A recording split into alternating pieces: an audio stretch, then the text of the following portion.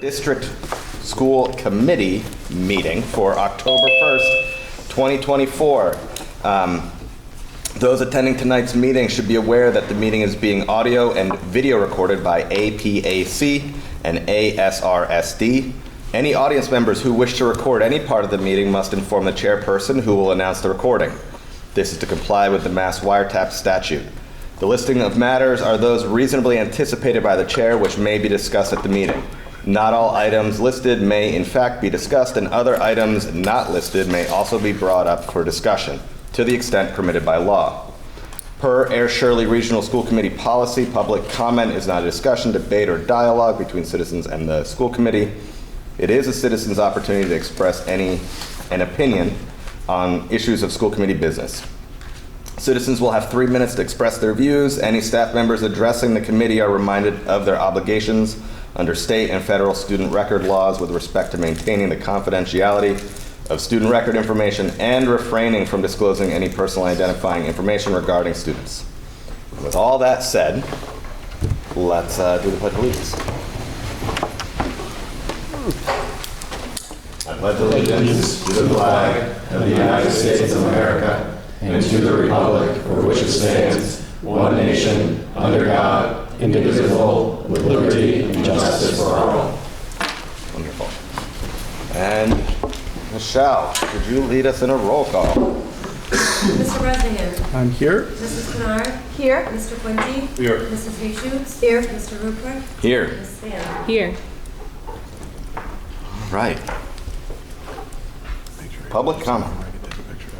Do we have any? We'll start with the phone, and then we can move in person if we have any. All right. Any public comment in the room? All right. With that, we've got our Air Shirley Regional High School student recognition. Mr. Spencer Christie. Thank you.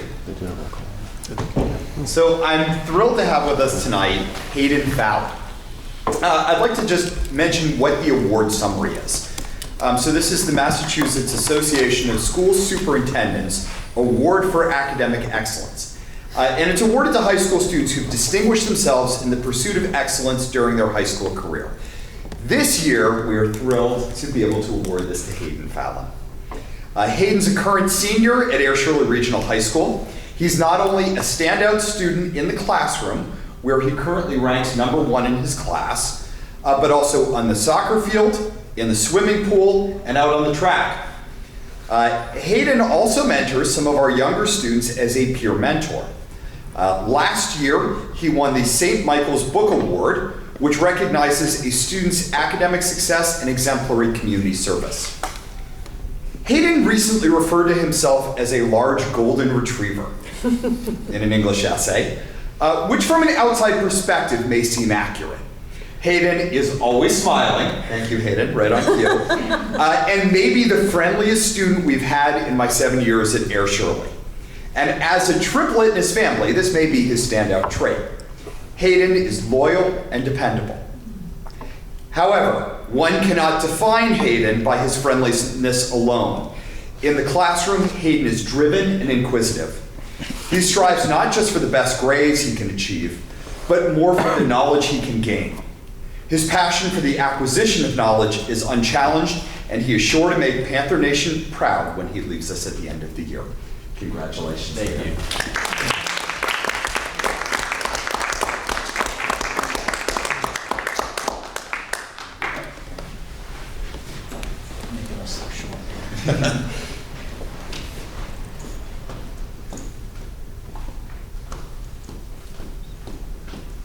You guys have to stay there. Come Don't on over move. here. Don't move. Yep. Yeah, go. Do, Yeah, go. go for it. You earned it. Moms go wherever they please. Right. Yeah. Thank you. Thank you. All right. Hayden, hold on. You don't get off that easy. questions for you. Any questions from the... No, it is speech. Fair speech. Except you can do it.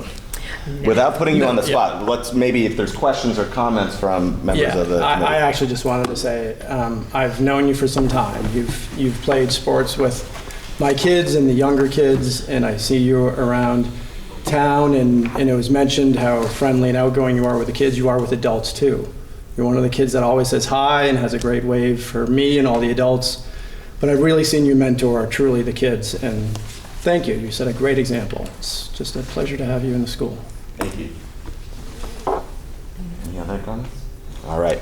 Well, thank you again. Oh, Joyce. Joyce, sorry. Too far down here. No, it's all right. Shrinking. Congratulations. It's wonderful to see your whole family here. That's fantastic, and I think that speaks well for you and your family, so welcome. And where are you going to school? I do don't you know yet? I don't know yet. I'm still looking. Have fun. Thank you. All right. All right, congratulations. Yes, Yes, congratulations again, congratulations. and thank you everyone for coming out and supporting. We really appreciate you being here. All right. I think that's all we've got. Now you can join your Thank family. you. Thank you. Good job.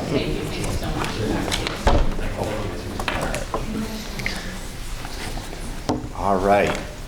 Moving from one exemplary high school student to two more, we have our student representatives, Miss Nia Florenquois? Florenquois, so close. I'll get it next time, I promise. And Mr. Colin Holbrook. I'm going first. Hi guys, long time no see. I know. So the first thing I have on my list, many lists of things to talk about, is I started the college application process. I'm applying to about 7 or 6 schools. 2 of those being, not 2, sorry, like 5 of them being for early action, so November 1st deadline, and then 2 of those being regular decision. I'm intending to major in architecture, or recently I've had a kind of aspiration to maybe also change and major in political science and consider a field in maybe like law or something like that. So I'm still trying to decide on which I'm gonna major in. So the college application process has been like kind of stressful, but you know, my mindset has been just like one day at a time, and like it's all gonna be fine. And like one of my things has been like my senior year will be so much more fun once all the application process is over. So I'm just trying to get through all of that stuff. And so, yeah, and I'm working on like writing my college essay and all that stuff, and like my letters of recommendation, and I've been working on that since like my junior year. So like I kind of set myself up for my college application process to be really simple going into my senior year. Another thing so far into my senior year that I've been working on is doing the Page Hilltop internship. I started like yesterday. It's Tuesday, yeah. It's yesterday. I'm working in the library at Page Hilltop. I have the internship 2 blocks out of like our 7-block schedule or whatever it is. And I'm working in the library with ranges from like preschool to 5th graders. And like I chose the library because like I wanted to be able to work with all the kids and not just work in like one classroom. And I also chose the library because like when I went to Page Hilltop, the library was such like a safe space for me going there. So I wanted to be able to work with kids at a place that I felt such comfortable in, and make the library such a comfortable place for them. And then another thing happening in my senior year is we just finished elections, and I was elected executive board president. And so now being executive board president, really working with like the other student councils to do stuff around the school and more for the entire student body and not just like my class alone. So like pep rallies, Spirit Week and stuff like that, which we're currently having Spirit Week right now. Today was country club versus country. We had a lot of country today. Like there was a lot of cowboy boots clacking around the halls. It was pretty cool. I almost wore my cowboy boots today, but my feet were hurting when I put them on, and I was like, that's not gonna happen. And we had a lot of country club as well, some cute outfits, I have to say. And then tomorrow's Adam Sandler, which I definitely will be participating in. I get to wear my sweatpants and my sweatshirt and just be comfy. And then we have our pep rally on Friday, which I think that day is class color. And then we have our pep rally, and I'm hoping for the senior class to pull through and win the pep rally. That might be a little bit embarrassing if we let the other classes beat us. Colin, the juniors are not beating us. We're really not. The seniors, we're gonna pull through. We might convince whoever's judging the games to just sway it our way, because you have to let the graduating class win. Like, it's just only. No, it is. I think it's tradition at this point. No. I think it should. No. I guarantee you we dominated all 4 years. Freshmen. Maybe it was just last year's class. Just they won all the time, and the class before that always won. But my class, I'm hoping we win. We don't have that much spirit sometimes, but I'm hoping, senior year, we pull through. I've been telling them, guys, we have to have more spirit. Like, the younger grades are embarrassing us. So yeah, hopefully we pull through and win the pep rally. I'll update you guys next time if we won. Probably not, but hopefully. And then the homecoming dance is on Saturday, which I'm pretty excited about. I'm going. Are you going, Colin? I'm going. Yep, homecoming. That's exciting. I think it's till like 10 o'clock. I'm not staying the entire time. That's a little late for me nowadays. Over the hill. Yeah, so I'm just like, I think I was saying to Mr. Christie, I'm only going to go till like 8:30, and then, after that, I think me and my friends are like getting food, and then I think going to billiards, playing pool, and, calling it a night after that, I went to all the homecomings like the years before, all the way till 10 p.m., and I was like so tired after that, so I was like, my senior year, I'll be chill. And yeah, that's all. Speaking of homecoming, I'm on student council, and since it's our junior year, I've been like working with them to like make homecoming happen, and that's been like, it's been pretty fun because we got to like choose the theme, like kind of choose like what the layout's gonna be and everything. So that's been pretty fun. And I'm just starting to like look at colleges. Like, I didn't even know some of the schools you were gonna go to existed, so I'll have to look at them. It's been really fun. I've gone on like a couple tours just to the like UMass ones in the area, but I haven't like really looked at any out of state ones yet. So I'm excited to do that. I've also started taking AP courses this year, which it's definitely proving. When people say junior year is your hardest year, I believe them now, because AP classes are just a different level. I'm taking AP Lang and AP Physics, and I'm also taking a coding class this year, which I've found pretty fun. I've never done coding before. Soccer is also going on right now, along with robotics, and the soccer season is going well. We've been winning a good amount of games, not all of them, and I really like my team. We have a good coach, so yeah, it's been a lot of fun. That's all I got. All right, I know there's going to be questions. Joyce, did I see your hand? No, well, where's the homecoming dance so we can crash it? It's actually right there. Right. Oh, good. Okay, easy enough. Yeah. What colleges are you applying to, or did you apply to? You're 7. So I haven't sent any of my applications in yet. Will you apply to them? I'm applying to Howard in Washington, D.C., Hampton in Virginia, North Carolina A&T, Wentworth Institute of Technology, UMass Amherst, and Cornell and Columbia. Yes. That's a list. Yes. Where or how did you decide on architecture? I know poli-sci is also an option, but where did architecture come from? I think because, one of my favorite games growing up was The Sims. And like The Sims and like Minecraft and stuff like that. So like growing up, I've always had like a love for like designing like buildings and stuff like that, and I also had like a big love for Legos as a kid. So it's been always something that I've like loved so much, and like the idea of like being able to like create those buildings in real life and design those and see those actually like in real life and be like, I designed that, is something that I would just like love to see happen in life. And have you taken have you been I should have the course catalog a little better internalized. Have you been able to take any drafting or courses like that here, or is it still a little bit theoretical in terms of the like what architecture is? It's a little bit so theoretical. Like I think when I was like trying to choose classes, like I think I had put in there that I wanted to get what is it called?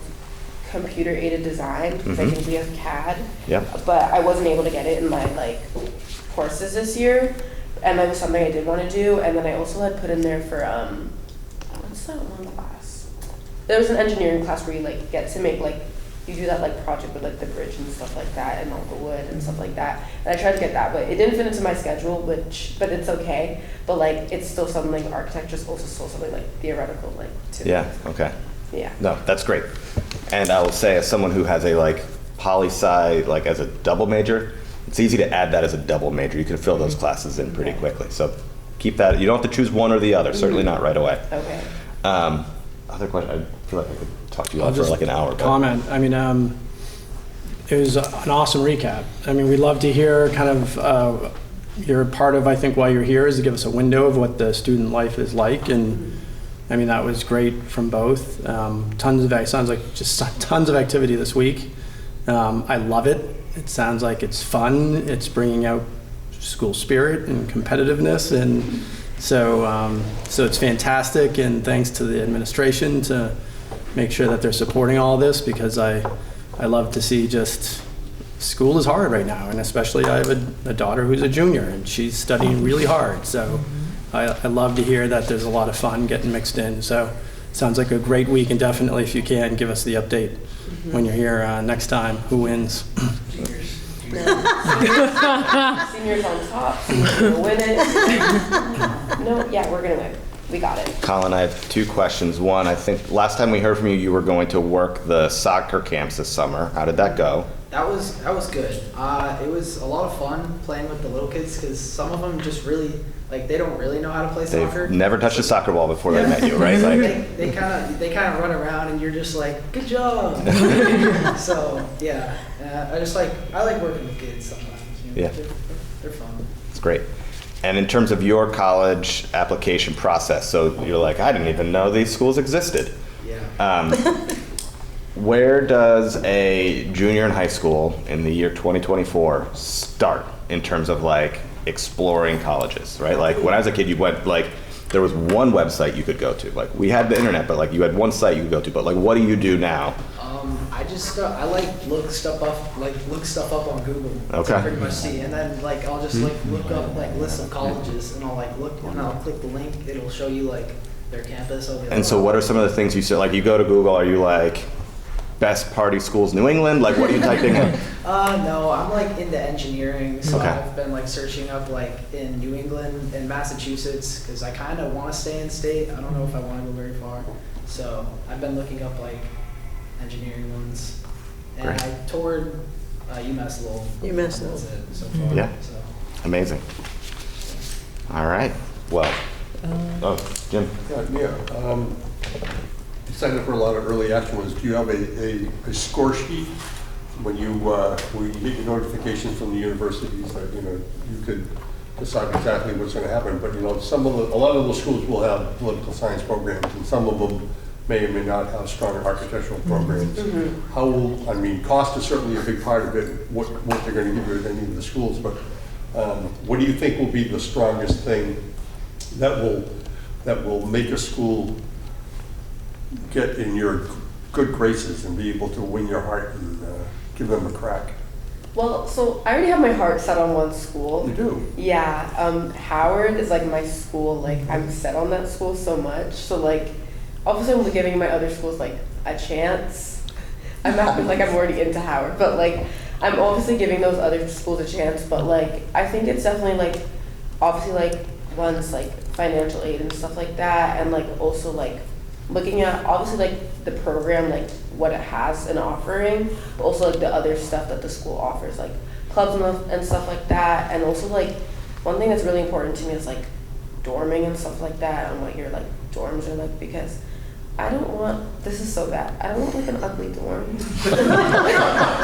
Like Like, one of my schools, like, I literally said, I was like, who was the architect on, like, standby when they designed this dorm? Because it was really ugly, and I was like, I can't have an ugly dorm because, like, mine's gonna be cute and aesthetic. So I was like, that's one major factor. And also, like, food. Like, at the school, it's good food. So, like, I haven't toured all my schools, but, like, I told my mom that I, like, need to go tour all my schools. So I need to try their dining halls, because that's really something important to me. So I was like, that's why, like, I still haven't even toured UMass Amherst yet. And they're #1. And I'm like, I need to go and try their food. I'm a major foodie, so, like, food. I think that's, like, the lead thing. Like, food might be, like, my deciding factor on these schools, which is kind of bad. Do not go anywhere near Auburn or Vermont. Food is on your list. Okay. Stay away from both of those places. Okay, so when you went, did you go to North Carolina A&T? I haven't gone yet. Okay. Report back on that one. Okay. The next thing is you need to, once you've eaten at those places, check your stomach. It's the next thing I'm gonna say. There's a lot of preservatives, so you need to pay attention. That's where you get your freshman 15, just letting you know. Also, one of the things that I was gonna say is, Colin, as you're looking for colleges, some of the other things that you can look at, one, MIT currently has internships now while you're in high school. So you can look at them, Lincoln Labs. That'll be very helpful because you could kind of get your feet wet a little bit. And then, of course, they have connections with schools. UMass Lowell is awesome. A lot of engineers that work at MITRE and at Lincoln Labs go back for their secondary degrees and certifications at UMass Lowell. And also looking at the structure of the schools, what does the curriculum kind of look like? And it used to be ratemyprofessor.com, but it might be something else. There's the popular college websites. Look into those. Look into the majors that you want to be in, and you'll start to see the profiles on the different professors that you guys could potentially have, so that you can kind of create a good balance. A balance between, if you know you're a strong writer, you might want to load up one semester with writing versus one where you're going to have more testing. And then considering the time of year, if you know you do better sitting inside, then maybe you want to do more writing when it's a heavy winter season. So thinking about those concepts now, knowing your skill sets now is going to help you, because more than half the battle oftentimes is once you're in that environment, you kind of forget all the normal things because you no longer have that structure there. So figuring out what your norms are now is going to help you succeed when you get there. But I'm really glad to hear about both. Rihanna did wear her cowgirl boots, and she was very upset you did not have them on because you know her feet hurt all day. But that's okay. And Colin, she said she was going to make sure that she screamed as loud as she could because she purposefully wanted to beat the senior class. So you got your hands full now. You know, I'm going to text Rick. But thank you guys so much. Thank you. Enjoy. The last thing I'll just offer, when you're thinking about colleges, it has been a long time since folks in my network have attended those schools. But if you want to talk to alumni for Columbia, Cornell, or Howard, I'm happy to connect you with folks. Have Dr. or Principal Christie pass my email along. I'm happy to make connections. If you want to like do a virtual coffee chat, more than happy. And you can also ignore and say like, no, I don't want to talk to someone who went to those schools 20 years ago. Those dorms were all cinder blocks and they were eating tater tots. Like that's not the experience that there is today. Okay. So the invitation's there if you want it. Feel free to pass. I won't be offended. I'll definitely reach out. Okay, great. Thank you. Thank you guys. Thank you. Yeah. Thank you. Thank you. All right. We are moving along. Mr. Chair, Yeah. if we may go out of order. Yes, if you don't mind. absolutely. We have Mr. Kendall here to talk about two things. One is the approval of the wrestling co-op with North Middlesex, but we also have something not reasonably anticipated within 48 hours, and that is the school committee's approval or not of the annual cross-country camping trip and Twilight Invitational at Cape Cod Fairgrounds. Wonderful. Okay, so that is 7A. Great. 7A and one that is not actually on the agenda. Perfect. All right. Welcome. How's everybody doing? Great. Great. Glad Before I to get see started with the thing about North Middlesex and the co-op, I just wanted to talk about the beginning of fall sports, which has been outstanding. But in particular, our esports program that Chris is involved with and Amy Doyle has gotten off to a great start. We have, what, 25 kids, is that right? Yeah, and today 3 out of 5 just players won their first matches. And the Fortnite team won their first high school match yesterday, so it's been a great start. Every win was a shutout we've had so far. Which is great. Maybe housed in this room eventually. We're still working on getting that up with all the equipment that's coming in. But thanks to ASF for basically completely funding that program. So it's got off to a great start.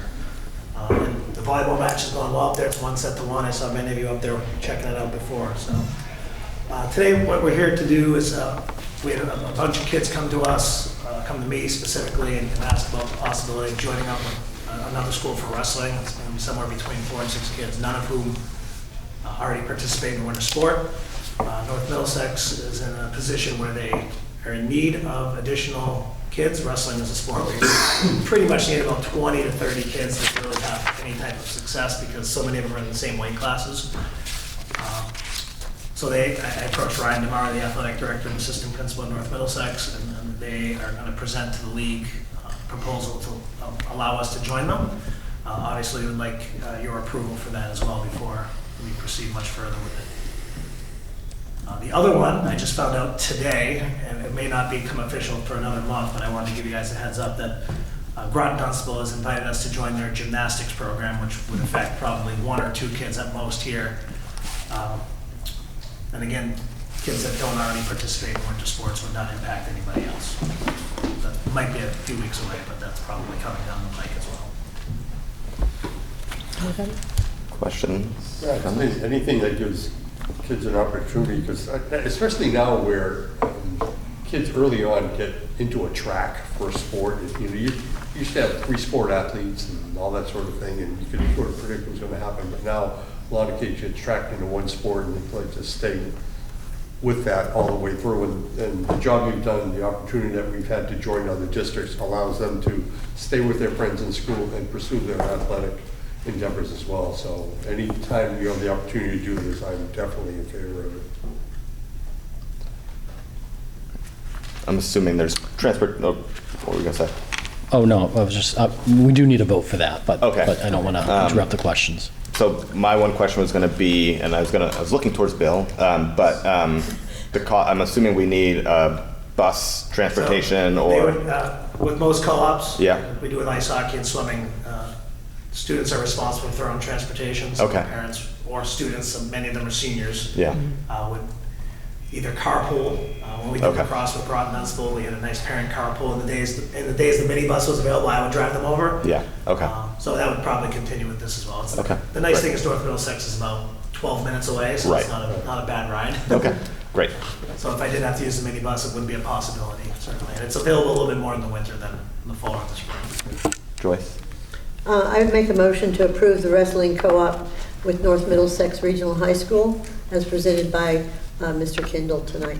A second. Great. Any further questions or comments? All right. All those in favor? Aye. Any abstaining? Okay. Great. All right. The second item is the overnight field trip for the Twilight Invitational cross-country event, which they've been going through this as long as I've been here, and I know before that, at Shawnee, Crowell, State Forest, and Sandwich. It would be approximately 14 students with a minimum of 3 chaperones. There's going to be many parents that go as well, but both coaches would be attending along with Mrs. Kendall would be the female chaperone. I'm also planning on going down at least for the race. I might stay tonight. We'll see. We'll see what the temperature is, whether I can or not. But they do that. That's coming up on October 12th. So they'll be using the minibus. So the cost is minimal. Basically, it's $25 to pay for the campground. I mean, that's really the cost, and then the district will pick up the gas fee of $35 or whatever it might be. Okay. Great. Any questions on that? All right. I make a motion that we approve the request for the field trip out of state for, is it out of state? No, out of Just state, overnight. Overnight, excuse me. because it's still in state, and Sandwich, Mass is kind of still part of the state, I think. On October 12th for the annual cross-country camping trip and Twilight Invitational at Cape Cod Fairgrounds. Second. All right, all those in favor? Aye. All right. Thank you. I'll be back for another one. We're going to Nantucket in basketball in January or February, so we're trying to figure out if we can pull that one off in a day, but I don't think it's gonna happen.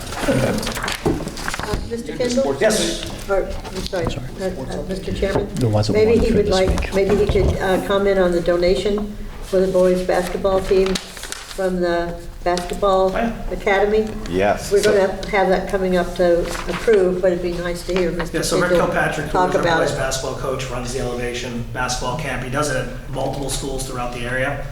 But because when he does it here, he donates all the proceeds back to the programs. And this year, the girls' team also helped out, so they basically split it a bit based on how many kids participated, both as volunteers, but also as registrations. So some of that money will help pay for funding the Nantucket trip, because that was part of the deal that I made with Coach Kilpatrick, was if you want to go to Nantucket, we're going to have to help fund it, because it's not going to be a cheap trip, certainly.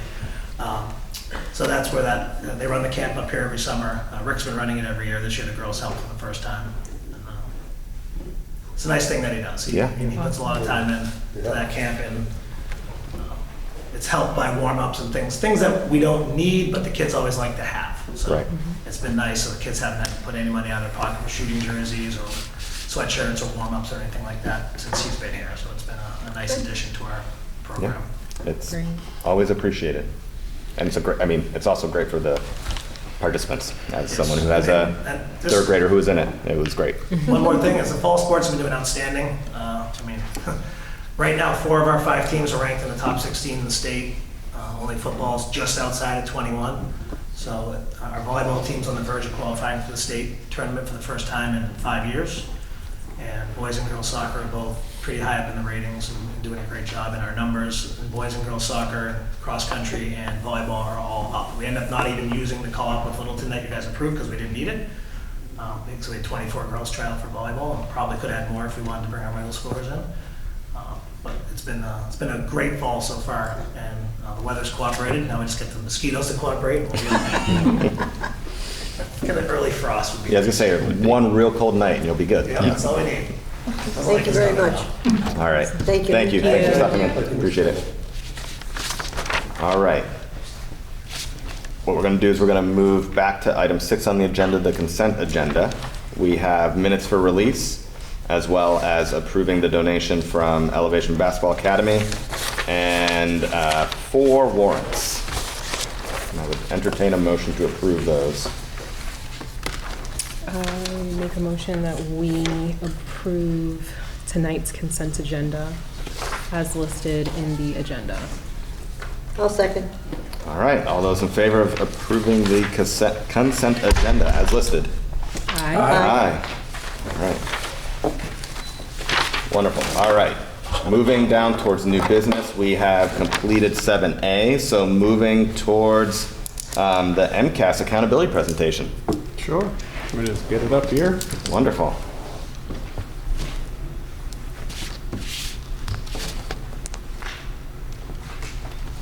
It's coming. Yeah. It's all right.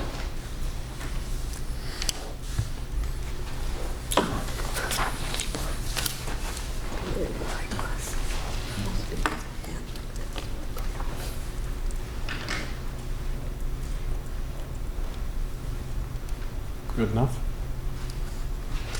Good enough, and I think You folks all have. it, and it's accessible on the We have drive it too, on the right? When drive. you have the hand up. Perfect. A little warm up. Yeah, we'll get there eventually. So annually, we've done this presentation to highlight MCAS performance over the previous year, over the 2024 or 2023-2024 school year.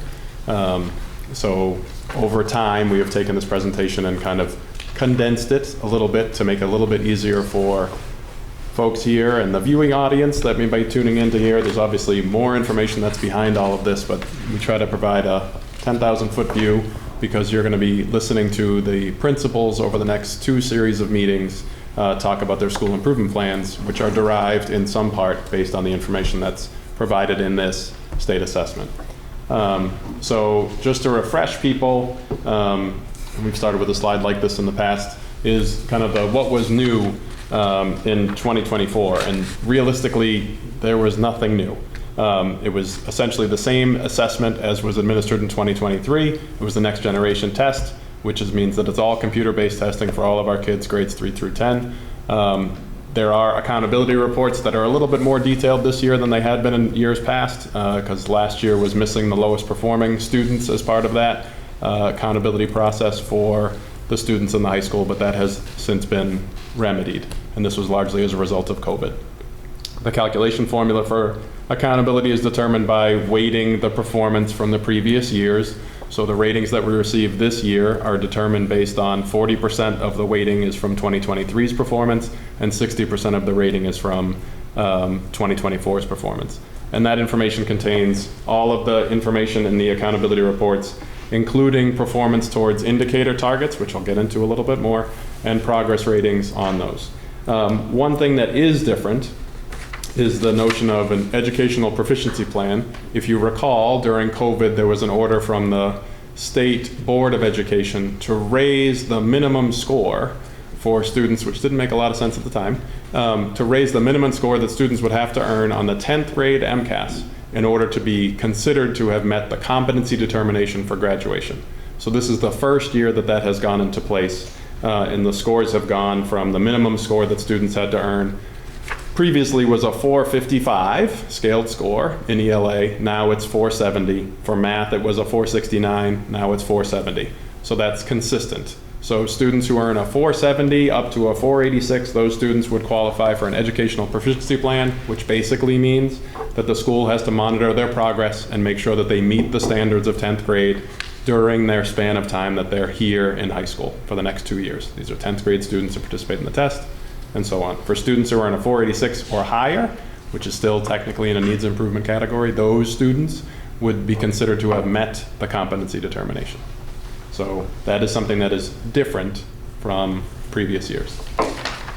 So as we've shared in the past, we take kind of an aggregate view of the performance of in each of the main test areas. So this is English Language Arts for 2024. I show you longitudinal information that goes back to 2019, showing you performance, seeing that it's kind of ebbing and flowing. Ultimately, our performance in ELA is consistent with the state performance across the state. Specifically, because for the most part in the state, ELA performance was down, as you can see the trend, the dashed line that's on that graph, and that was cutting across all of the grades. When we pull ours apart a little bit, it's not shown in this picture or this image, but our performance in grades 3, 8, and 10 were up. Our performances in grades 4, 5, and 6 were down, and our performance in grade 7 was reasonably flat. So when you take all of that information into account, we're still above state average. The performance is slightly down. If we look at our math performance is, again, consistent with the state in terms of reflecting changes, minimal changes between last year to this year in terms of overall performance. And we had shared a few years ago, we were talking about that recovery out of COVID, so that little the drop in 2021 and then kind of coming back. Obviously, we're looking to move a little bit more northeasterly, and that's the work that we're doing. And we're seeing some of that trajectory specifically in grades 3 and 5. And we're down a little bit in grades 4, 6, and 8. And we're reasonably flat in grades 7 and 10. So I'll get to a little bit more about like what we're doing with this information. But again, high level overview. Science and tech, you'll see the performance is up. And I expected that there might be a question that maybe would come up. It's like, anything surprise you in the data? And this is one that legitimately when I look at it, I was like, we didn't really spend a lot of time or energy focusing on science, technology, and engineering in terms of major curriculum changes, major changes to teaching methodology or anything in the grades, and performance is improved. So we got to unpack this one a little bit more. But in general, across the state was up in grades 5 and 10. We were up in all three, in grades 5, 8, and 10. This test is only administered in 3 grades. Now, I had mentioned before that accountability is a big part of this again, and so to remind folks how accountability is determined, I included a slide from the state And there are two components of accountability. One is a normative component, which is referred to as an accountability percentile, which basically means they look at all the scores and they list all the performances of all the schools in the state in order from the highest performing to the lowest performing, and they assign you a relative score. That's your accountability percentile. The other piece is your criterion referenced component, which is your performance based on targets. And targets are based on a number of categories here shown on this slide in section 2, which talks about achievement in each of the disciplines, ELA, math, and science, growth in ELA, math, and science. And if you're in the high school, it focuses on advanced coursework completion, graduation rates, dropout rates, re-engagement rates, 5-year cohort graduation rate, 4-year cohort graduation rate, a whole slew of things. So there's lots of pieces that contribute to an accountability. And then those two pieces are kind of lumped together to make a determination about how you're doing. So I included a summary of our accountability over time and our overall accountability score. So this is the accountability percentile ranking. This is not the criterion reference piece, but this is the percentile ranking. So each of our schools in the percentile ranking are above 50. So 50th percentile is that middle range. So this is the first time in the time that certainly I've been here in 7 years when we look at accountability that we have all of our schools that are in the 50th percentile or higher. So that puts us kind of right in the smack dab middle of the state in terms of overall performance. There's not a calculation for district accountability that ranks districts in terms of their relative performance. When you unpack this a little bit more and you look at the schools, remember I said there were two parts of accountability. There's one, this ranking, and the other one is criterion reference. So I'm going to go back to that slide before, and I have a little circle around one of the pieces there that you may not be able to read, but it talks about your progress towards targets. So each of our schools is rated based on their performance towards the targets that are set by the state.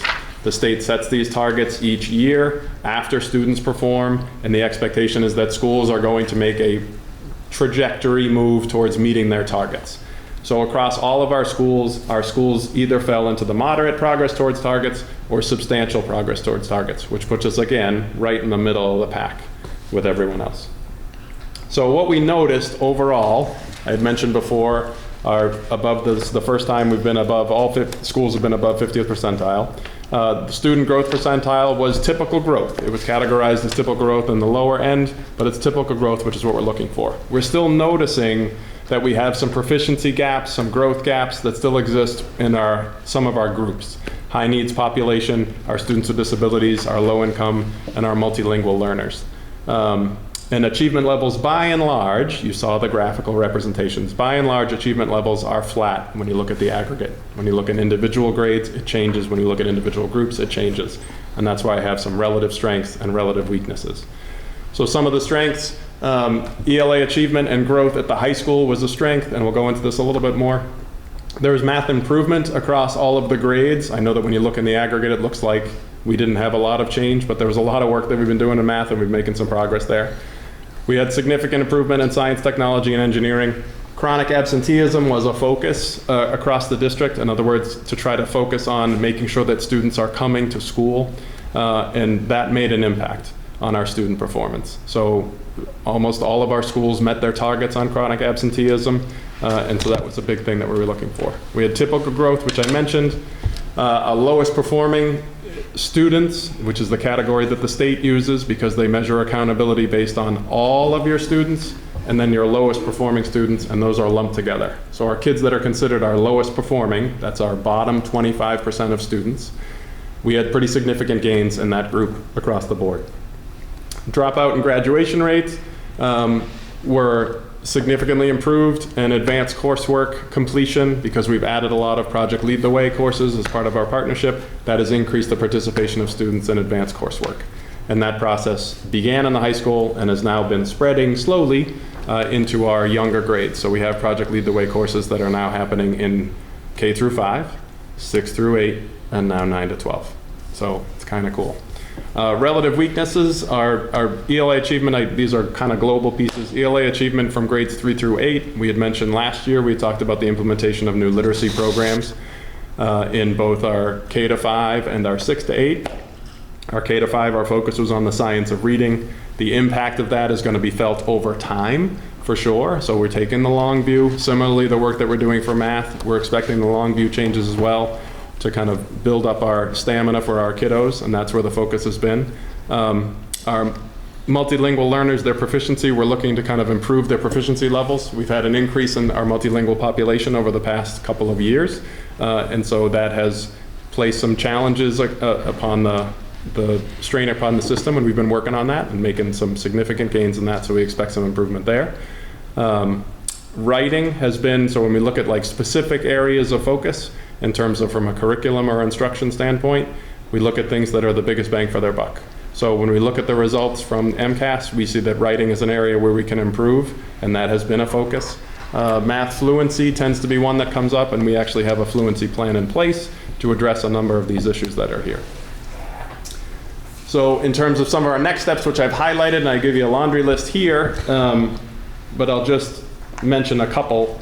We're going to do some additional analysis. This information will be shared with the staff, of course. They'll unpack more of the information to determine, as staff now are currently doing their own goals based on some of this data. Schools are developing their school improvement plans.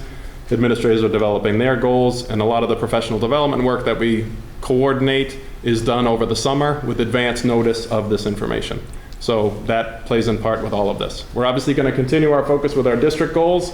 With the tiered system of social emotional support has been a big focus with our structures, continuing with co-teaching and continuing the focus on equity, because improving our students' sense of belonging and fostering that in our schools and making sure that we're focused on effective instruction that's aligned with grade level is the rising tide that raises all boats.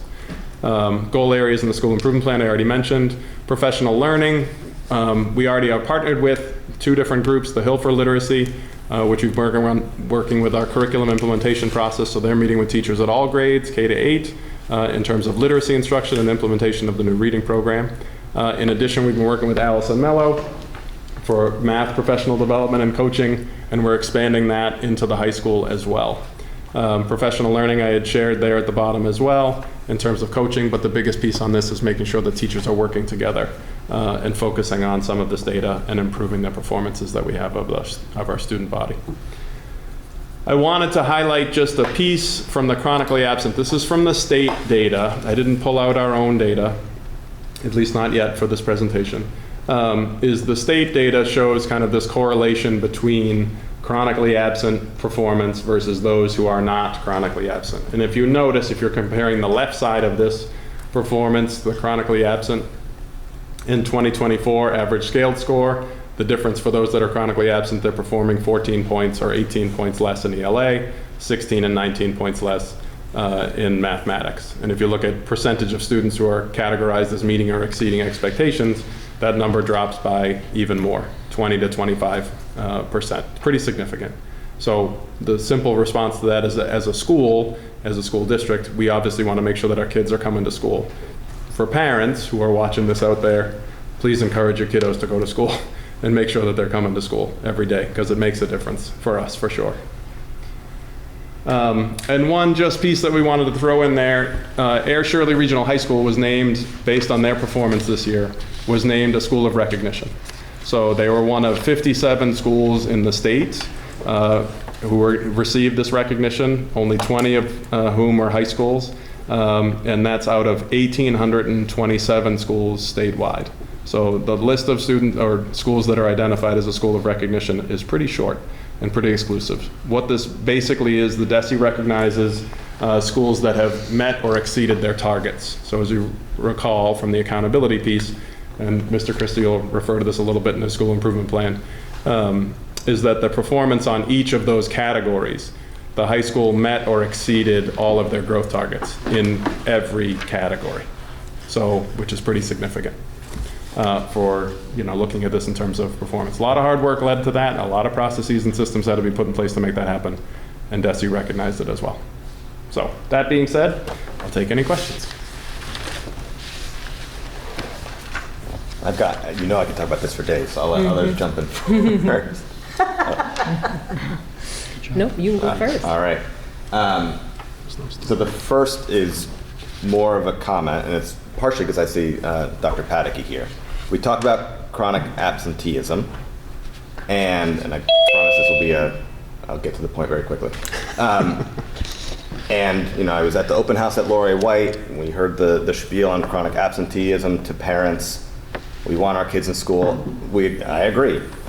I know I had a daughter last year who I had a hard time getting to school because she was physically ill. She was also very stressed, and those two were very correlated. I know this year there are little things that I see teachers in her 7th grade school doing that are making tremendous difference. She got a card from Dr. Pataky. It had a very, very short note on it, and she literally yelped with glee. Like, she is engaged this year in a way that she hasn't been in several years, and That's awesome. like, we talk about that communication, whether it's from educators to families, but I think educators to students, like, those moments matter, and I think that's how you get kids to show up to school. It's how you keep them healthy, because they are not bringing that sort of emotional stress of what is difficult environment. Yeah. Like, those things matter. So just a thank you to you, and I think that is a big part of the types of things that will help us get kids to school. I think the second, this is a question, you know, I think MCAS data, you know, it can be fuzzy, right? Like, and where lines get drawn between different performance bands, like, it's not throwing a dart, but sometimes it's not far from that. And, you know, where those lines get drawn make a big difference in these numbers.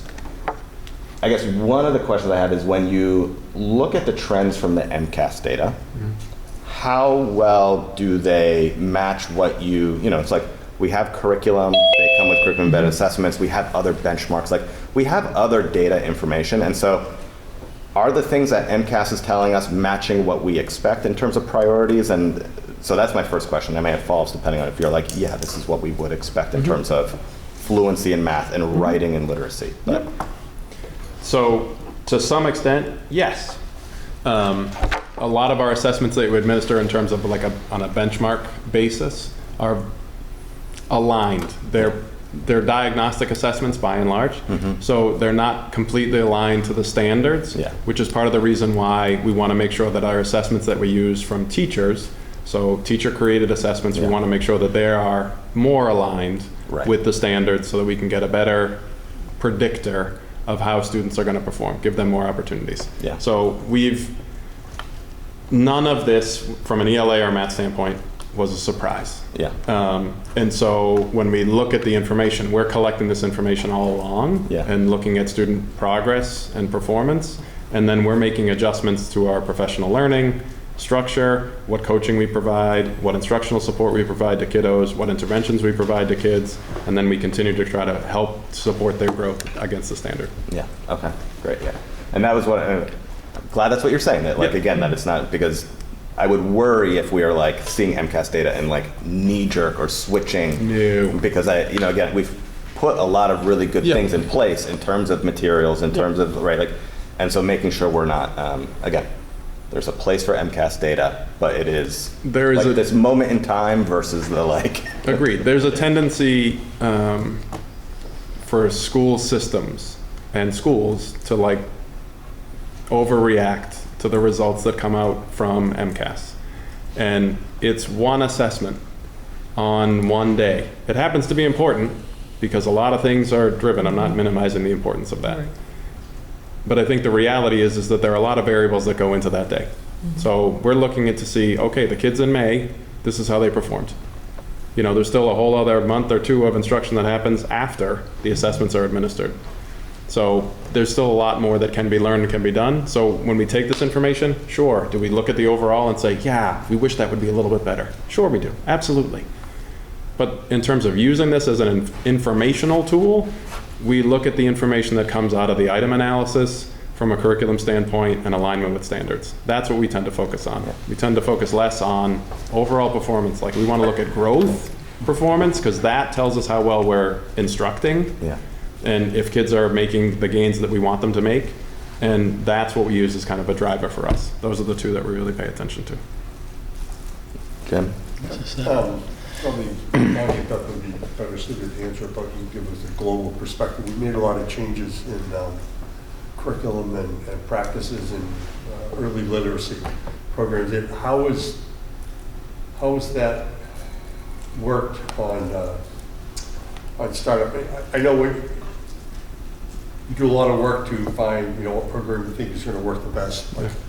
But in a lot of cases, anytime you change curriculum, people don't like change. No. We're used to doing this. I got all the stuff set up. I got my lessons planned. This now we're going to a different boat. How has the change to what we're doing now been received by the early age teachers? Much more positively than what we were doing before. So what we've seen, so linking what Chris had asked before about assessment information, there are other assessments that we administer to students to kind of monitor progress and see where they stand, especially in early literacy. And so we've been administering those assessments over the past couple of years when we've made some of these changes. And I haven't presented a lot of that information here because it's a lot of data, and I don't want to bore people. But the short of it is, what we've noticed is that our percentage of students kind of reading at grade level and mastering early literacy skills in the younger grades has been steadily improving over the past 3 to 4 years. And that can be reflected, as I said to you before, when I went back to the ELA performance. And I know you can't see it here, but when I said that grade 3 was above, that's a reflection of the work that we have done. And so those students, that group, is now going to be in 4th grade, heading into 5th grade, and so on, with a stronger foundation than we've had in the past. So, long answer to a short question. We did expect a dip as far as MCAS goes in ELA for 3 through 8 because of the change in curriculum. And that's pretty common the first year when you change your curriculum. Yeah. I'll be curious to hear what the teachers' reactions are, because it's tough because initially, with somebody, it's like, we're changing course A, and some other people are like, we're changing course A, and eventually you get to a point where you go like, does everybody realize that this actually has some legs to it? Some things I like, something like, in anything. There's some things I like, some things I don't like, but you know what? We feel okay with what we're moving forward with now, because, teaching something, if you're not behind it, it's a hard thing to do, because you have to motivate the kids to do it. Yeah. And I'm sure we'll get more in-depth analysis from Bonnie when she gets up there. Yeah, I think if you remember when we had approached you all about approving the adoption of literacy curriculum, we had referenced that I had a slide that had the names of 40 teachers, I think, on it for grades 3 through 8. Right. And that was a huge, I brought in kind of like, here's the big group of what we can pick from. And then we distilled that to what would be most aligned. And then ultimately it really came down to what the teachers felt like was going to be the best match for them and their kids. Excellent. So they were behind this from the get-go, which that investment is really helpful. Now, of course, that's, sometimes you have a little bit of buyer's remorse anytime you do anything new. And so there are pieces of that you're like, yes, I really would like this, but wow, there's a lot to it. Right. And so that takes some time. So people are starting to get their legs under them with the new curriculum that we're using. So I'm expecting to see continued growth, and we have seen that. For sure. And then with math, it's been very similar. The curriculum adoption took place a while ago, but it was a lot of programmatic teaching, shall we say. And we don't teach programs, we teach kids. And we teach curricular standards. And so ultimately we wanted to make sure that teachers were comfortable with understanding the math, because most of our folks haven't been taught the math in the way that math is taught now. They didn't learn it that way. And so increasing that capacity for our staff was a huge thing, and they are 100% in on it right now. In terms of like when we have days where Allison is coming, people are like, can I please sign up? I need to see her. I need a discussion. We had 20, as an example, we offered a math workshop class this summer, and we ran it as it's a graduate course. We had there were 30 slots available. We had 25 teachers sign up from our district, or 5 others that came from other districts. So like that dedicated 3 days in the summer, in the middle of August, and they're gonna do a Saturday in October to kind of learn about a methodology to implement curriculum, and then they're gonna spread to other folks. So it's exciting. Like where we are is exciting. I know when you look at the data, you're like, yeah, I'm telling you, it's exciting. Well, I want to just jump in and give Charlie a lot of credit, because he won't take any. He did a masterful job of curating the choices, or the science-based choices, for the new reading curriculum, and then relinquished control and let the teachers pick the program. They were all good choices. We went through those. I had one that was a favorite, being a former elementary teacher and principal. It wasn't the program that they chose, and that's fine. I'm not teaching it, right? So he did a masterful job of giving the control to the teachers to pick that, and I think a lot of the buy-in and the fact that people are signing up for these courses is because of that. And the other part of it that we haven't talked about before is teachers were asking for a change in our professional development for math. And Charlie listened and knew, had worked with Allison in the past and brought her in. And I have to tell you, one of the first things some teachers met with me about was Math PD when I first started.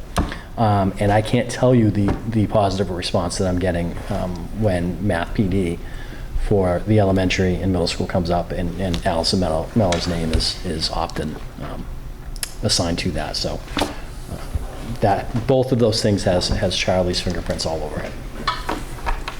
Thank you. So one thing, only because we happen to be on the subject of math, so just so that you guys can see the correlation down. So Rihanna's also in the elementary school internship, and she is a part of the children that may have like problems with like within the classroom with their classwork. So she's on her second day, she's doing math. I think she said she had a third grader. So the third grader that had math that she was assisting had a similar issue that she had. Rihanna can do mental math very well. She struggles with writing on the page. And when she came here, at the time that she was in, I think it was third grade is when I transitioned her, she had a very difficult time up until sixth grade trying to figure out how to put it down on the paper. Because of the new things that the teachers are learning, it gives the kids the space now to where he said, I can't write it down. I don't understand how to write it down, but I'll try. And I said, okay. So she was looking and she kind of figured out a pattern, but the teacher came over and gave him enough space to say, okay, well, that's enough. Like, you did what I asked you to do, but I understand where you're coming from, which then instead of him being reluctant to finish the rest of his paper, Rihanna said, okay, well, let's do the rest of the paper. She didn't have to assist him in doing it because typically his struggle was, he didn't want to do it because he knew he was going to have to try and struggle through the rest. So seeing teachers now with these kids, however many, she's a junior in high school, be able to give children the space to complete math the way that they know how, I think has been the best thing. And she said he did get 100. He was really excited. He was really happy, and then it helped her kind of reflect back, like, as a student, hey, that's something which I wish happened to me, but I'm glad this kid got it. So I think that clearly there is something working for that, because kids are far less apprehensive when it comes to math, and to be able to have that space. So it makes complete sense what you're saying. And then as far as chronic absenteeism, like another thing that plays into it, which you actually touched on, Chris, is from the mental health standpoint. So I work at inpatient psych facilities. We have children. At one of them, we have children and adolescents at all three. We actually close down the children's units in the summer because there's no kids, unless there's like a super emergent traumatic event. As soon as school starts up, we're full. And a lot of the times what happens is it's stress management, which is different from anxiety. Stress management is one of the hugest things, and one of the first groups that they have in an inpatient acute setting focuses on communication. And exactly what Chris said is the first thing that we actually engage in with the kids. They want to know whomever is their leader, whomever is in control of their day, actually takes out the time to see them or hear them, or at least acknowledge them. It is amazing, the kids that come in on admission the day before who are terrified and probably been traumatized in the ER because they've been sitting there 3 or 4 days with adults because they don't have a kids section, and then kind of unpacking through the day and then trying to figure out what their day is going to look like for the next 3 days. That is the hugest thing to hear, is the level of decompression and ability kids like have to just even take in information, is that little sense of belonging, or at least being seen, even if it's a moment, and physically having other things like paper, it being in writing because it's something for them to look at. So the level of mindfulness that we have here in the school district is pretty awesome, and I think definitely contributes to chronic absenteeism, or the lack thereof, right? The decrease of it. Sure. The other part is, and I don't know, I'm probably gonna, somebody might, be upset with me, but I don't care. I don't. As much as I love the MCAS, as much as I like, scoring and all that, what correlations I see as far as how our kids thrive when they leave here is more important to me than this. And the reason that I say that is right now in the workplace and space that I am at, I'm in a leadership role in multiple facilities. And one of the largest things that I'm seeing is a massive disconnect between even secondary education and the workplace. Because there's a gap between teaching skills for navigating life functionalities, things that happen in the workplace. A lot of times what I'm seeing is people are being taught to a curriculum and expecting when they come into the workplace, the curriculum is going to be the same thing, and we all know that's not the case, right? So it's the life skills accompanied with the education that's huge for me. Some people may not like that. I don't care. It's still true. Because in the sense, like I just said, if the kid can't function in their environment, they're not going to be able to receive the information. So yes, they need the skills. Yes, we need to build it. Yes, that is important. I'm not taking that away.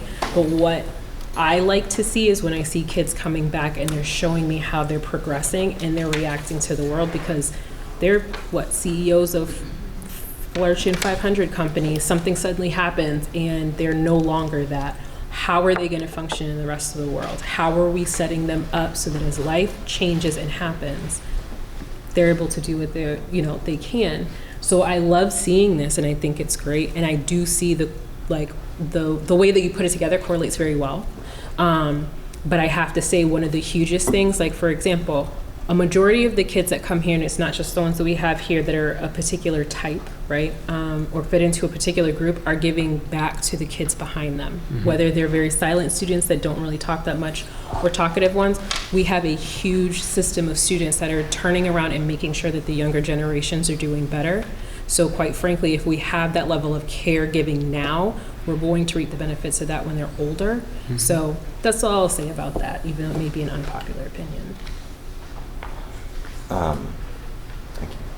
I was looking, Joyce, I couldn't tell if your face was going to be a response. Or, Just listening. all right. I know we have Thank you. a full agenda, and we're getting later in the evening. I'm going to ask just like last question. Chris, I know you'd have this conversation all day. I know. One of these days, I'll just set up a meeting with you to talk MCAS data. The 4th and 6th grade data seems wild. Like I look at 3rd grade and they're 10 points, 13 points above the district or above the state. 4th grade now they're 5 points below in both subjects. 5th grade they jump back up. 6th grade there's a again 5-6 point drop, and that seesaw between those grades. But then when I look back to last year's, it's not like that those cohorts were lower performing the year before. And so it felt like last year there was a lot of it was more consistent, the gap to the state across grades. And this year it's like we have these huge places where we're ahead and places where we've gone behind, and I can't make any meaning of it. I'm curious if you have, or if it's if that's as big a mystery for you all too. I haven't made a huge, I haven't unpacked it completely yet. Okay. And that's, I think, some of the work that the teachers have to do. Okay. Because they know the kids, they know what it is that they taught. And like I said before, when you implement a new curriculum, you're going to see, different traction along the way. Okay. And, by the time people get their stride, it takes a little bit longer. I'm not going to chalk it all up to that. I think that there's more to it than that, for sure. But I think what we're looking for kind of steady increase. Totally. But as you say, the road to success is never linear. It's always kind of bouncing around. And so that's why I look at kind of overall, there were pretty significant changes that I appreciated. We saw a lot of growth, like that's where you look at like achievement scores and different grade levels. Yeah. And I don't put a lot of stock in that. I'm looking at more at growth to help me understand if we're actually meeting where our targets really are. Yeah. 4 and 6 are historically not uncommon in terms of the challenges that happen in those grade levels. Right. Because if you remember, way back when MCAS was, this is before NCLB, there were only 3 grades that MCAS really mattered, 4, 7, and 10. Yeah. So those grade levels tend to be the ones where the test seems to be a little bit different than the other ones. The other ones kind of added in. Yeah. 3rd grade, from a reading standpoint, the expectations on that test are slightly different from those expectations in grades 4, 5, and 6. 6 in our district is a transition year from elementary school to a middle school, so it's a little bit different. And so we typically do see a bit of a decline in 6th grade when kids move from 5 to 6. Yeah. So it's, I don't have a clean explanation to give you, but those are pieces that we have to unpack a little bit more. It may be interesting over the course of this year to look at those particular cohorts. So last year's 4th graders in 5th grade now, 7th grade now, and like what are we seeing? What are we like learning about what's happening in those grades in particular? And again, lots of things that we can chalk up to lots of different things. Yeah. But if there's things that we can look at over the course of the year, that would be really, those would be 2 grades that I think would be helpful for this group to have a line of sight into. Mr. Christie, whatever you did in grade 10 ELA, just blank check to keep doing it. Thanks. Anything else on MCAS? I'm trying to watch the clock and not doing a great job. You're good. All right. We don't need to do anything, no vote there, but let's move on to the school improvement plan for Page Hilltop. Thank you, and sorry. I do have good news. Both principals promised that they would keep it to exactly 10 minutes. Or less. That was my not so subtle way of a reminder. I'm going to be up here as little as possible. That's my goal. Good evening. Thank you for having me today. So I want to just start by saying I've spent the last few weeks reviewing a lot of data. Obviously MCAS data being one of them. I've been really diving into my attendance data, behavior data, and benchmark data. So those are all going to be things that impact my school improvement plan and my conversation with you tonight. But I'm going to start with celebrations. So some of the things that we have to celebrate reflected in I want to say thank you to Charlie because you really set me up great for my presentation. Thank you. The science achievement, I was so thrilled that we met and exceeded our target in that. When I tell you that that is a difficult test and it's 5th grade is the first time those children have that test, I see a lot of hope in that because not only were they able to read and understand the content of what they were being asked, but then also give the answer. So to me, that was that was a nice glimmer that I saw there. In my school, the co-teaching model that's being used at all grade levels, and we're refining it weekly. So when I first came on board, it was still summertime, and one of the things I kind of took under my belt is, all right, I have to make sure that all of these special education teachers are able to push into classrooms for the amount of inclusion minutes that those children have in their IEPs, also pull students out for the amount of minutes that they have in their IEPs for pullout. That was a big challenge. And what ended up happening at the start of the school year too, probably 2 weeks before school, we ended up getting a very high number of students coming in on IEPs with a lot of demands in those IEPs. So every single week, I want to give my special education team credit, all of the teachers. They are looking at those IEPs every single week. They're looking at their schedules. They're tweaking it. There hasn't been a week that's gone by since we've been in school where somebody hasn't come to me saying, I had to change this because I really need to see this kid. I really need to meet their minutes. It's really important to me. I'm losing sleep at night because I'm not seeing this kid enough.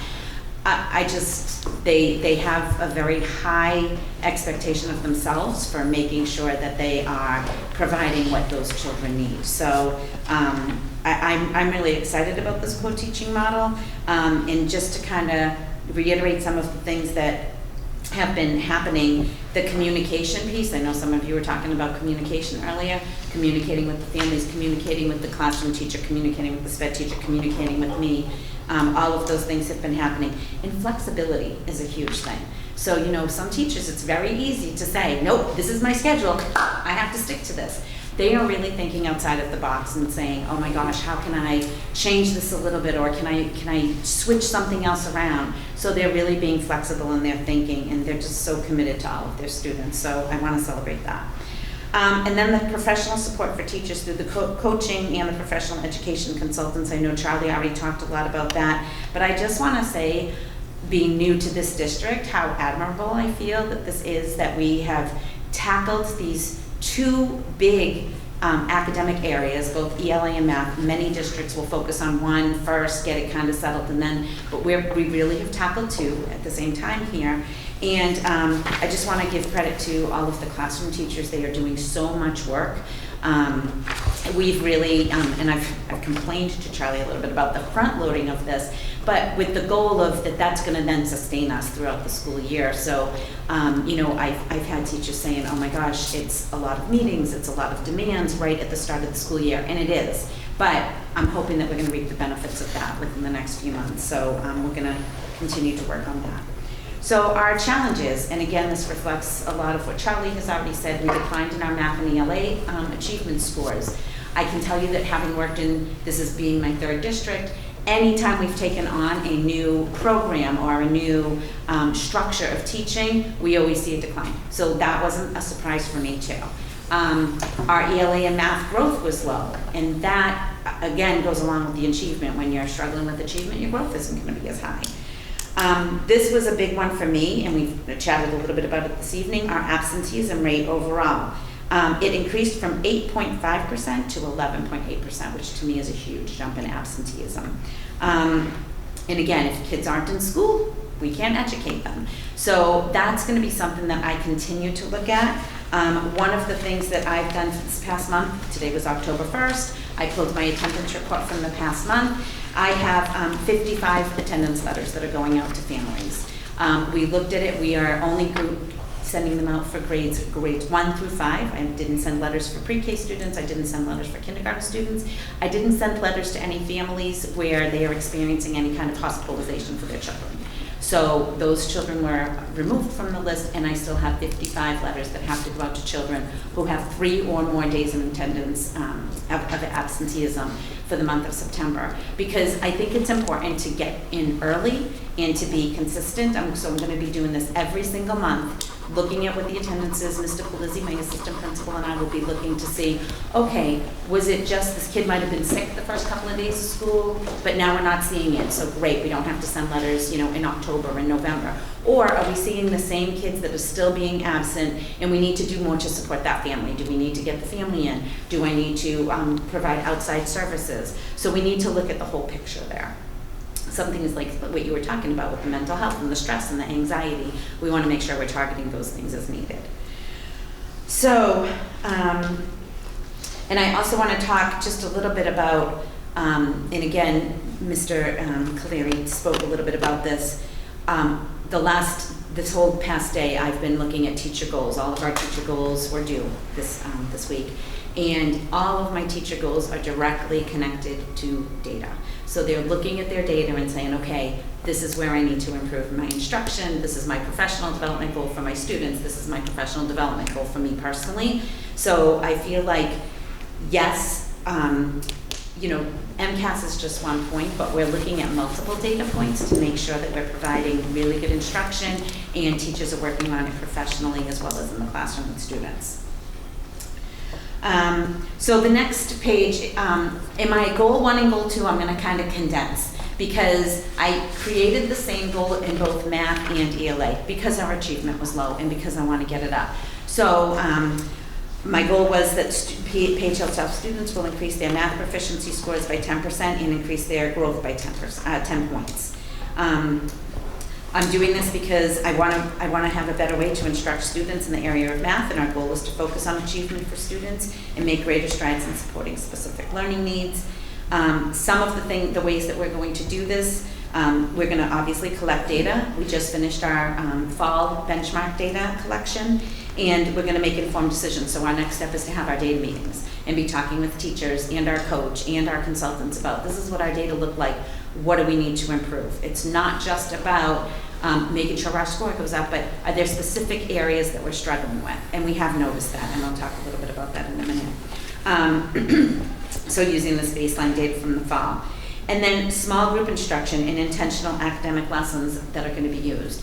So I have a class in front of me, and within that class, certain kids are going to need some things, other kids are going to need others. So yes, we do whole group instruction on skills and standards because we want to make sure we target that, but then we also want to make sure that every kid is getting what they need. So using small group instruction, using literacy centers and math centers, which all of our teachers are working on, to target those specific needs of individuals, that's really important, so we're working on that.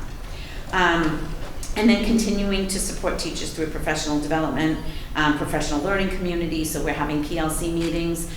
Sometimes they're meeting with me for PLC meetings. Sometimes they're meeting with the literacy coach for PLC meetings. Sometimes they're meeting with one of our consultants for PLC meetings. Sometimes they're meeting with Mr. Palizzi or the school adjustment counselors. You know, so we have different PLC meetings that are focused on different areas, trying to make sure we're targeting all areas. And then once we have success, we're going to have teachers who have a solid understanding of the standards and that we're strong in, and the ones that we're strong in and what we need to work on. We're going to continue with our triannual assessment system that's already in place. Teachers are going to understand data in a way that allows them to utilize TARE instruction and support students. And what I will tell you is, I'm a little bit of a data geek myself, so I appreciate everything that you're saying, Chris. I loved looking at my data even when it was bad. I loved it. First of all, anything I do is going to improve. It's going to make me look good. So I always accepted and kind of was like, woo, if I've got low data, I'm going to move those kids. But also, I find it fascinating to see where kids are struggling and where kids are strong, and I think that that's going to come through in our data meetings. So really looking at that and kind of dissecting that a little bit more. I love that, so I'm excited to run our data meetings and, you know, help teachers kind of look at it through that lens. And then having specific students that are identified for intentional targeted interventions. Our 2 reading specialists are already working on that. They came to me last week. They're like, all right, we kind of already have a list of the kids and these are what they need to work on. And I was so impressed that they've, based on that baseline data that they've collected, and you know, and the kids that are in 3rd, 4th, and 5th that they've already worked with and said, listen, we've tried this, this, and this, we need to move on to this, we need to try something else. So they're already reflecting on their past practices and their data now, which is very impressive to me. And then the SAT process. So we're going to have a procedure in place where if a teacher is concerned about a child, they're going to bring them to a STAT meeting. We're going to talk about the interventions. We're going to try some things for 6 weeks. After 6 weeks, we're going to re-meet and say, what's happening? Are we seeing some growth? Do we need to continue this intervention? And if not, do we need to take it to the next step, which might be a referral for special education services? Teachers are going to use data to create and adjust fluid groups. I know years and years and years ago, you know, kids would get in that little group and then they would never leave that little group, you know, and they were on that kind of track. That's not how it is now. You know, we look at it and we say, okay, this time this group is going to be more of a fluency group, but in 6 weeks, maybe they're going to need a comprehension group. Maybe we improved their fluency and they're moving along and now we want to target comprehension. So it's not just about keeping that kid in that group, but it's about continuing to assess every 6 weeks, every 8 weeks, what do they need, what are the changes in the curriculum that we need to make to support them. And then finally, that again, communication with parents and guardians and talking to them about what we're working on in the school with your child and ways that you might be able to support them at home. And I think that that's really important. When I met with my school improvement council last week and I was going over this plan with them, they were like, we absolutely want to know that. We want to know what are some things we can do to help support our kids. So I was really pleased with that. So I won't go over goal 2 because it's the same exact thing for literacy as it is for math. The same process, procedures, everything's going to be in place. My last goal I'm going to talk about is our social emotional goals. So PageHit top students are going to increase their ability to communicate their feelings and needs while also developing an understanding and empathy for others. In turn, this is going to decrease the number of behavior incidents in students by 10% or more. And, you know, I put this goal out and I asked people, like, what are your thoughts on this? And give me some feedback on that. And, you know, some people said, is it really a social emotional goal or is it a behavior goal? Because you're using behavior data. And that's a great question. I want it to be a social emotional goal because that's where I want to focus. But my expectation is it will provide behavioral outcomes. When we have children who are happy to come to school, when we have children who feel safe coming to school, when we have children feeling that they have a voice and can be heard, it automatically improves behavior. A lot of our behaviors are directly connected to social emotional needs. I always say behavior is about communication. When you have a 5-year-old or a 6-year-old in front of you and they can't communicate what they want or what they need, it comes out in their behavior. So that's something that we're going to be working on. I started the school year by asking my staff, how do you want to feel at school? And my staff came up with things like, I want to feel heard, I want to feel supported, I want to feel calm, I want to feel prepared. So I'm spending time talking to my staff about, okay, what are the things we need to have in place for you to feel that way? Eventually, that's going to translate to my staff saying to my students, how do you want to feel when you come to school? And I can tell you, in my previous school, we had those conversations with children. Children want to feel happy, they want to feel safe, they want it to be fair. So when we talk to children about what do you need to do so that we all feel like that when we're here at school, and we talk about things like listening, and following directions, and having a safe body, and things like that. So all of that social emotional stuff that we're talking about, and sometimes people say, oh, it's just fluff, it's just feelings. It's so important because it is going to reduce the behaviors. And when we reduce the behaviors, I also feel like that's going to impact our instruction because teachers will be able to devote more time to meeting students' academic needs and less time having to worry about behavior needs. So, long story short, I do have a couple of other things that I did want to share just data-wise and celebrate, and I pulled this last minute because we've just kind of finished up our benchmarks, but our fall benchmark data, our grade 1 students, 67% of them are above benchmark, and our grade 2 students, 80% of them are above benchmark. Grade 3 students, 68% of them are above benchmark. Our grade 4 students, 70% were above benchmark, and our grade 5 students, 61% were above benchmark. So when Charlie was talking earlier about being about 50% or more, we're in a great spot for fall, and I wanted to make sure I celebrated that tonight because I feel like we have a great starting point to just grow from there. So I'm going to end with that. I haven't timed myself. I hope that You're over, but it's all right. We're going to let it slide. But I do want to offer any questions or comments or anything. Kevin? So the scores that you just said, those are phenomenal. Are those from the most recent Yep. test or? That's from our fall benchmark data. Okay. So we're doing DIBBLE data right now. We're doing STAR data. We're collecting all of that stuff. So that's what those scores are from. Okay. Congratulations. Thank you. I was excited because I was a little sad when I looked at my MCAS data. But again, I know we're gonna go up. Jim? One, I want to thank you for the culling work on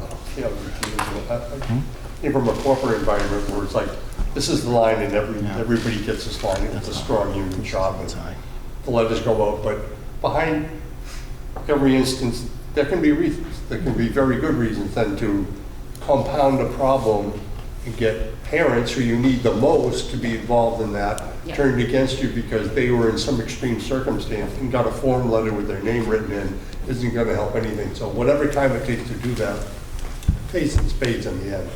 And then outside of that, I would just like to congratulate Margaretta. Well done. Good choice. Thank you. Happened over there, so this is good. This is going to afford us well. You get 2 points. All right, I'll take it. I'll take every point I can get. Ashley? I just wanted to say for the third goal, I'm really excited to see that goal for you. I know I have my 2 kids are at Page Hilltop, and last year was a rough year with behaviors and learning to respect each other and all those different issues. So I think this will be really important, and I think you will see it help overall.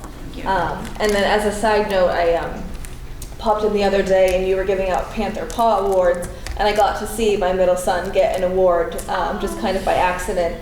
And I wanted to say they adore you and they just think school is the greatest right now. So I'm so glad. you're doing a great job, and thank you. Thank you, I appreciate that. And I think, so the Panther Paws, and we're also going to be talking, we have a Panther Pride meeting this week, about Panther Pioneer, which is like a whole nother level on top of that, but it really encourages children to be leaders in, taking care of others, and that empathy piece is huge. And even when I do have behaviors in the office, I'm talking about, well, how would you feel? And putting yourself in that other person's shoes.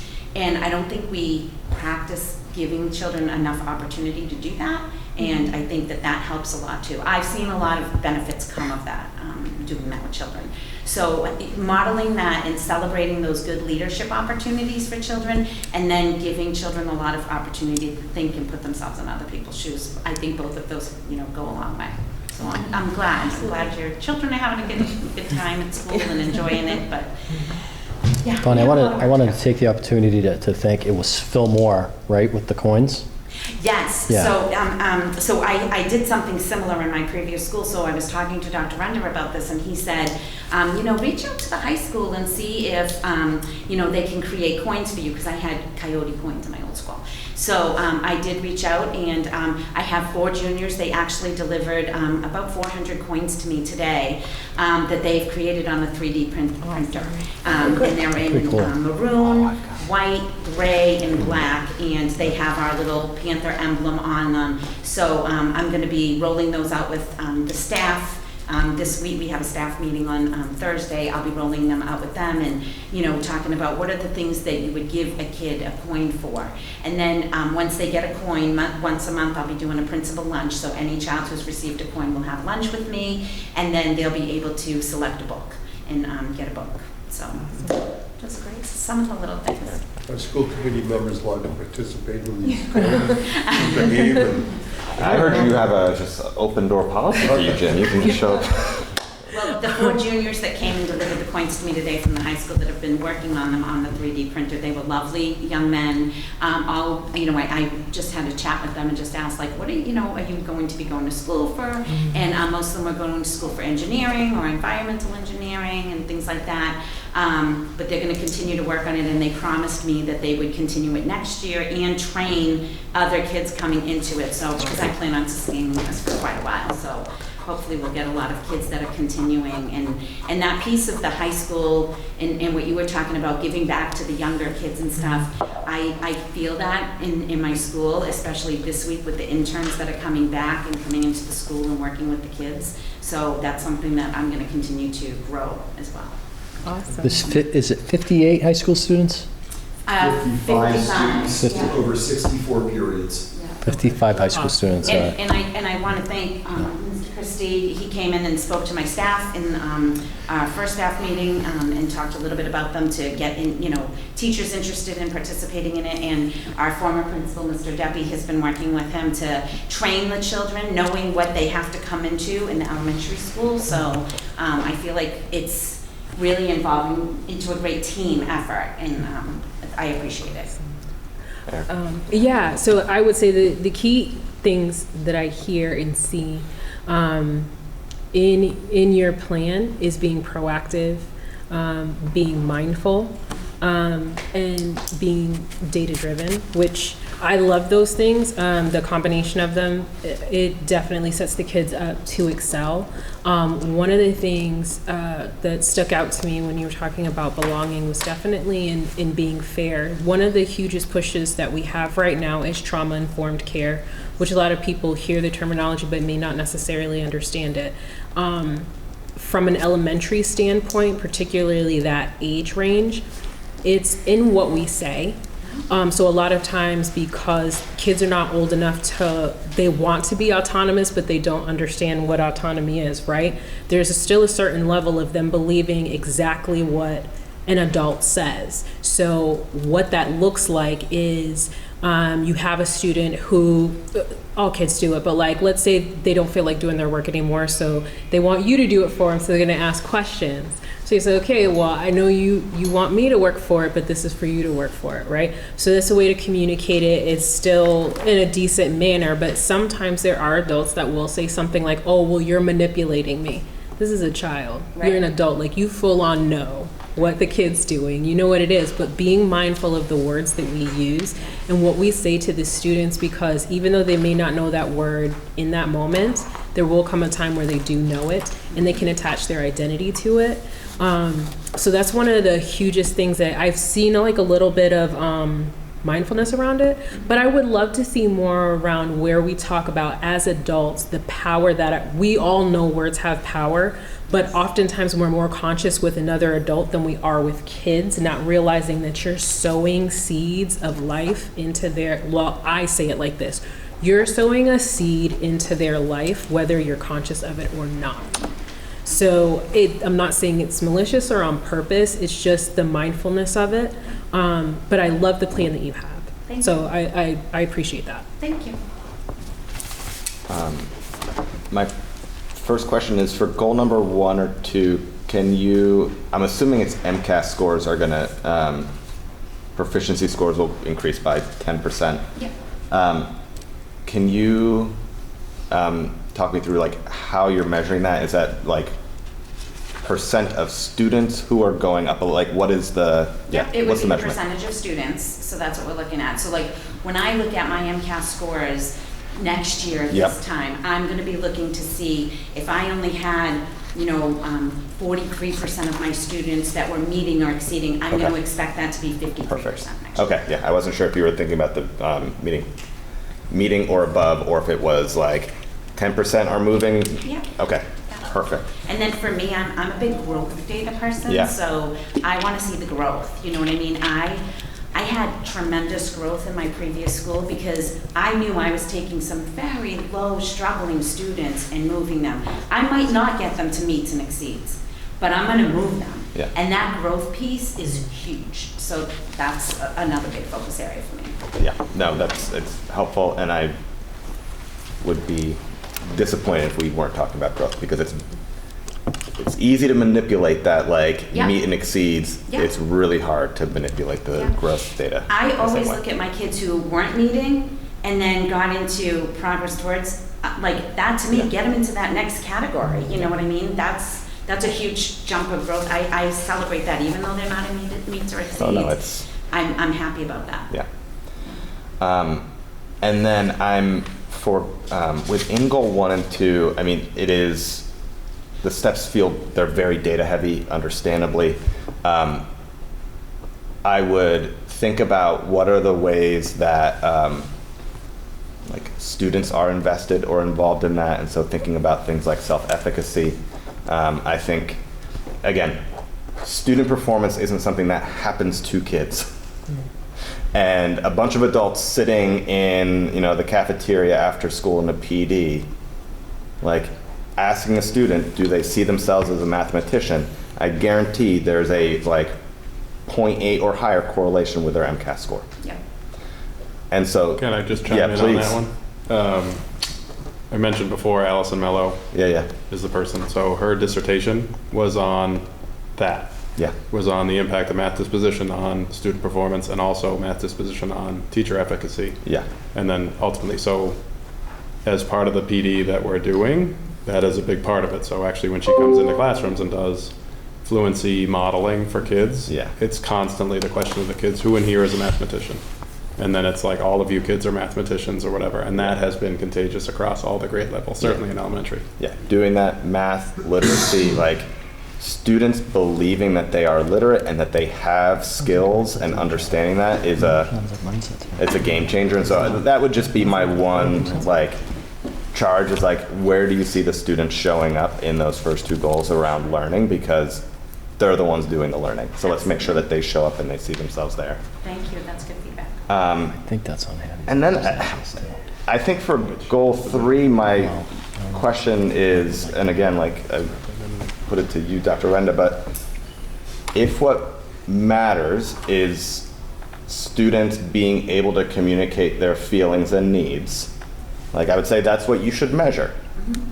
I know that the behavior data is it's a data point, it exists in a system, it's like easy to measure, and it's the like thing that is like feels like a harder scientific number. Yeah. there's nothing wrong with like self-reported data, and I think it's as valid. So I would just say, like, if what matters is student belief, or students' ability to communicate feelings, that should be what you measure and write a goal about, because otherwise you're going to be doing things not about I it. couldn't So- agree with you more. I just don't think I'm going to get there this year. Okay. So what I will tell you is, I need to work with my staff first on that. I Okay. need to do a whole year's worth of work on my staff, with my staff on that. Because I believe that in order for them to be able to teach kids how to communicate their feelings, my staff has to be able to communicate their feelings. Fair. Okay. In a constructive way. Don't get me wrong, and anybody watching at home, I hear you. You know, I know my staff can communicate with me, no problem, they've done it. But what I want to teach children, and what we got really skilled at in my previous school, I'm sorry, I keep saying that, is doing check-ins with kids. So one of the things we would always say is, how are you feeling today? And we would do daily check-ins. I do have ways to collect that data. Okay. I'm just not ready to roll it out yet. Okay. So it's on the way, it's gonna come at some point, and I have all little ways to do it with kindergartners, ways to do it with fifth graders.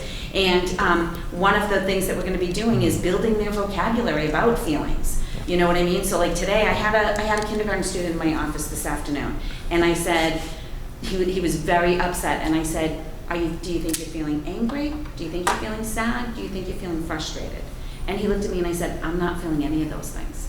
And I thought, great, that was a great, like but he can't tell me how he's feeling. So we need to kind of continue to work on that with them. And one of the things that I'll be doing with my students over the next couple of years, now we're into like 5-year goal, is increasing their vocabulary around feelings. Yeah. You know what I mean? It's not just I'm mad or sad. There's so many, there's a gradient of feelings about that, and I want them to be able to think about that. I'm not mad, but I'm not, not mad. You know what I mean? So what is it in between there? So that's coming. It's going to come. Okay. It's probably not going to happen. These conversations have already happened, and Bonnie has already mentioned to me wanting to bring the ruler program in out of the Yale School of Social Emotional Intelligence, and Dr. Brackett. Yeah, Dr. Mark Brackett. So he wrote the book Permission to Feel. I don't know if any of you are familiar with that.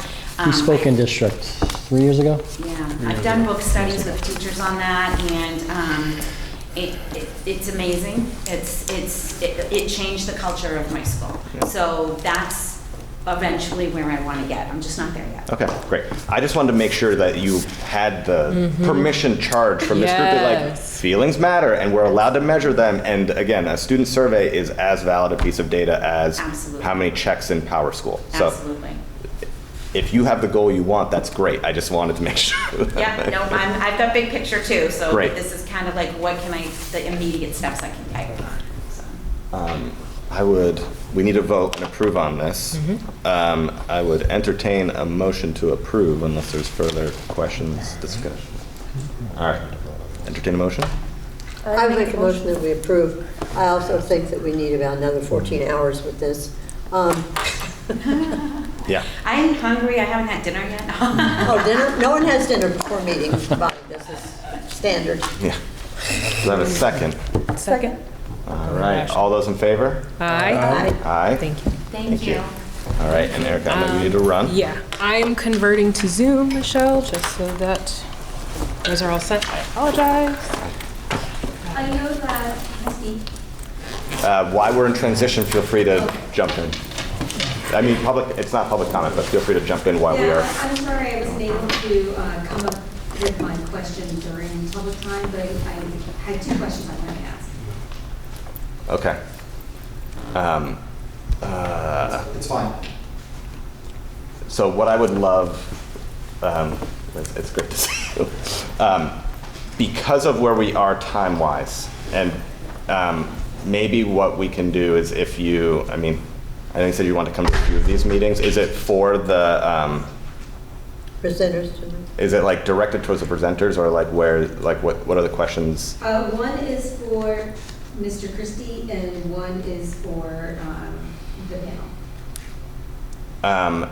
Let's maybe do it, can we do it over email? I want to be mindful of, we have 2 educators who got to school early this morning, and we are keeping here late. Sorry, and thank you for understanding, but yeah, let's do it over email. We'll find a way to like make sure we can cover that topic. With that, we're going to move to Principal Christie. Thank you, everyone. I know it's late. I will try to be as brief as possible.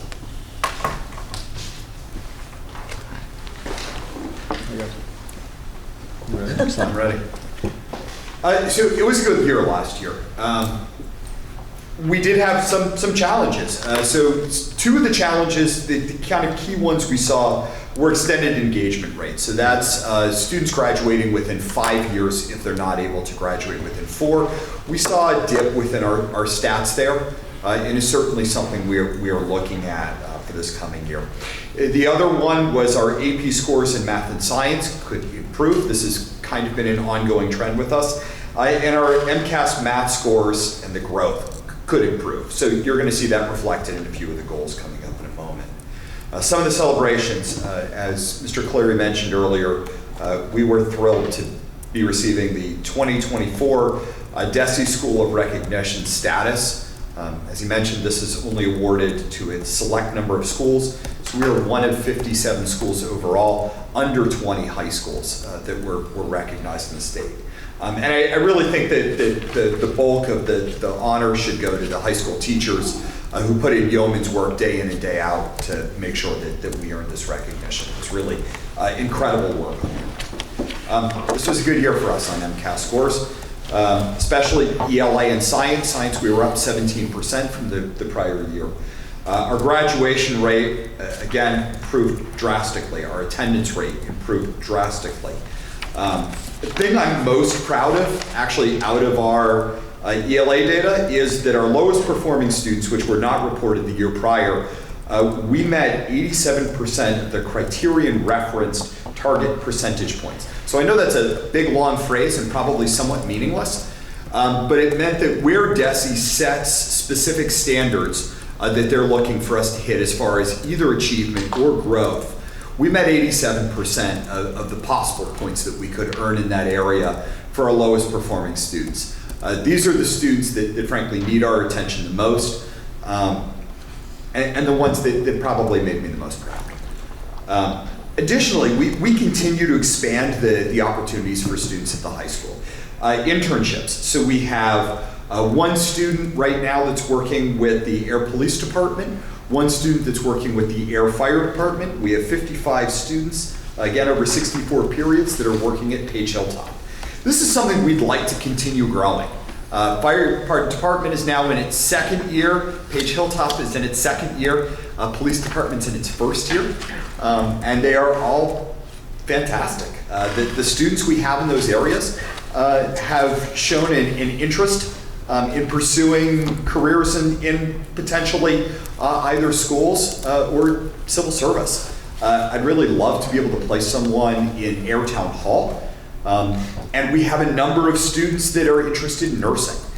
So we are placing those within the fire department. Roughly 75% of their calls are now medical. And they've been unbelievable partners, really, throughout the work of the towns. But we'd like to get more opportunities for students, especially students who are looking to pursue nursing. We also had a really wonderful first year in a new schedule. So this was something that helped us tremendously with achieving our goals. So moving on to our goals, our first goal is to improve performance in MCAS math. A lot of the work we did last year really became around science. And it became specifically around looking at progress monitoring science throughout the year, and then taking the data that we were receiving to change instruction. So seeing what was successful and what wasn't successful for particular groups of students, giving students those numbers, allowing them feedback on what they saw for very real data coming in real time, and having conversations with them about where we could improve specific target areas we had set for ourselves. We are using the same progress monitoring software that we used with science now with math. We are going to be in our second year of changing our math sequencing So we moved, if you remember, from IM 1, 2, 3 to now Algebra 1 and Geometry. Next year we'll be adding in Algebra 2 as well. So we are seeing some changes within just our math sequencing. But again, this is leading to us having more state standard alignment that really is what we're looking for. We'll know we hit our target for this when we are seeing our achievement levels either at meeting or exceeding in math, and when we see our target for growth exceeding at least 50%. Our second goal is something we've really started to take a look at over the past year or two, and that's taking a look at our grade weighting systems overall and for high school courses. So specifically for students in the high school, as they're applying to schools, you'll see a number of different options for grade weighting, potential grade weights for high school courses. Ours is somewhat unique in how we structure it. In some ways, that's great. In other ways, it's not. And so we would like to form a committee for grade weighting, create surveys from our collaborators, and really take a look at how we're appropriately weighting courses for students and reporting that out to schools. Because I think there's an opportunity there for us to be placing students in more competitively advantageous situations. Our third goal is something we've been talking about for a while, but this year we're really going to start to dig in on, and that's strengthening our family and community partnerships. And we're going to use the word partnerships very deliberately here. I think we've done a decent job of having one-way communication out with families, but we're really looking for more feedback from folks that are involved with us to see what we could do better, where we're succeeding, where we're falling short of their expectations, and how we can really look at meeting more of their expectations. Some of the ways we're going to be going through this, we're going to be holding forums directly with families, and we're going to be taking a look at specifically targeted groups along the way to see what we can do to really improve the family experience within the high school over the next few years. And the last goal we have in here, it really ties in pretty strongly to our second goal. This is going to be a multi-year goal. So we're going to start this in this year, but this will expand over time. We're questioning our connection between report card grades and performance on standardized assessment. So more specifically on our AP exams. We really want to start to take a look at our grading practices and how they align with state standards, with standards within each of our AP courses, and seeing what we can do to have those more in alignment than potentially they currently are. We will know we've reached this goal when we have a grading system that we can accurately communicate to our families and our students exactly what they're being assessed on, how we are sharing communication around student performance, as well as transferable skills. So something you've heard me talk about for a few years now is transferable skills, vision of a graduate. We need to find a way of communicating out to both students and families where they stand at any moment in time on those transferable skills and how we can continue to build those transferable skills and potentially use family input to see how we can partner up to grow those transferable skills over a 4-year stretch of time.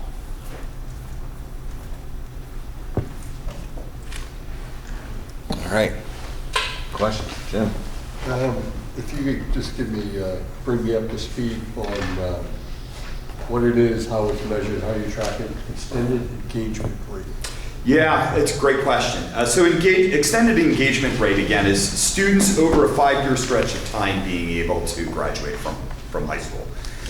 So the way we can see it is taking a look at students from the time they enter in 9th grade to the time they are able to graduate a year after the potential year of graduation.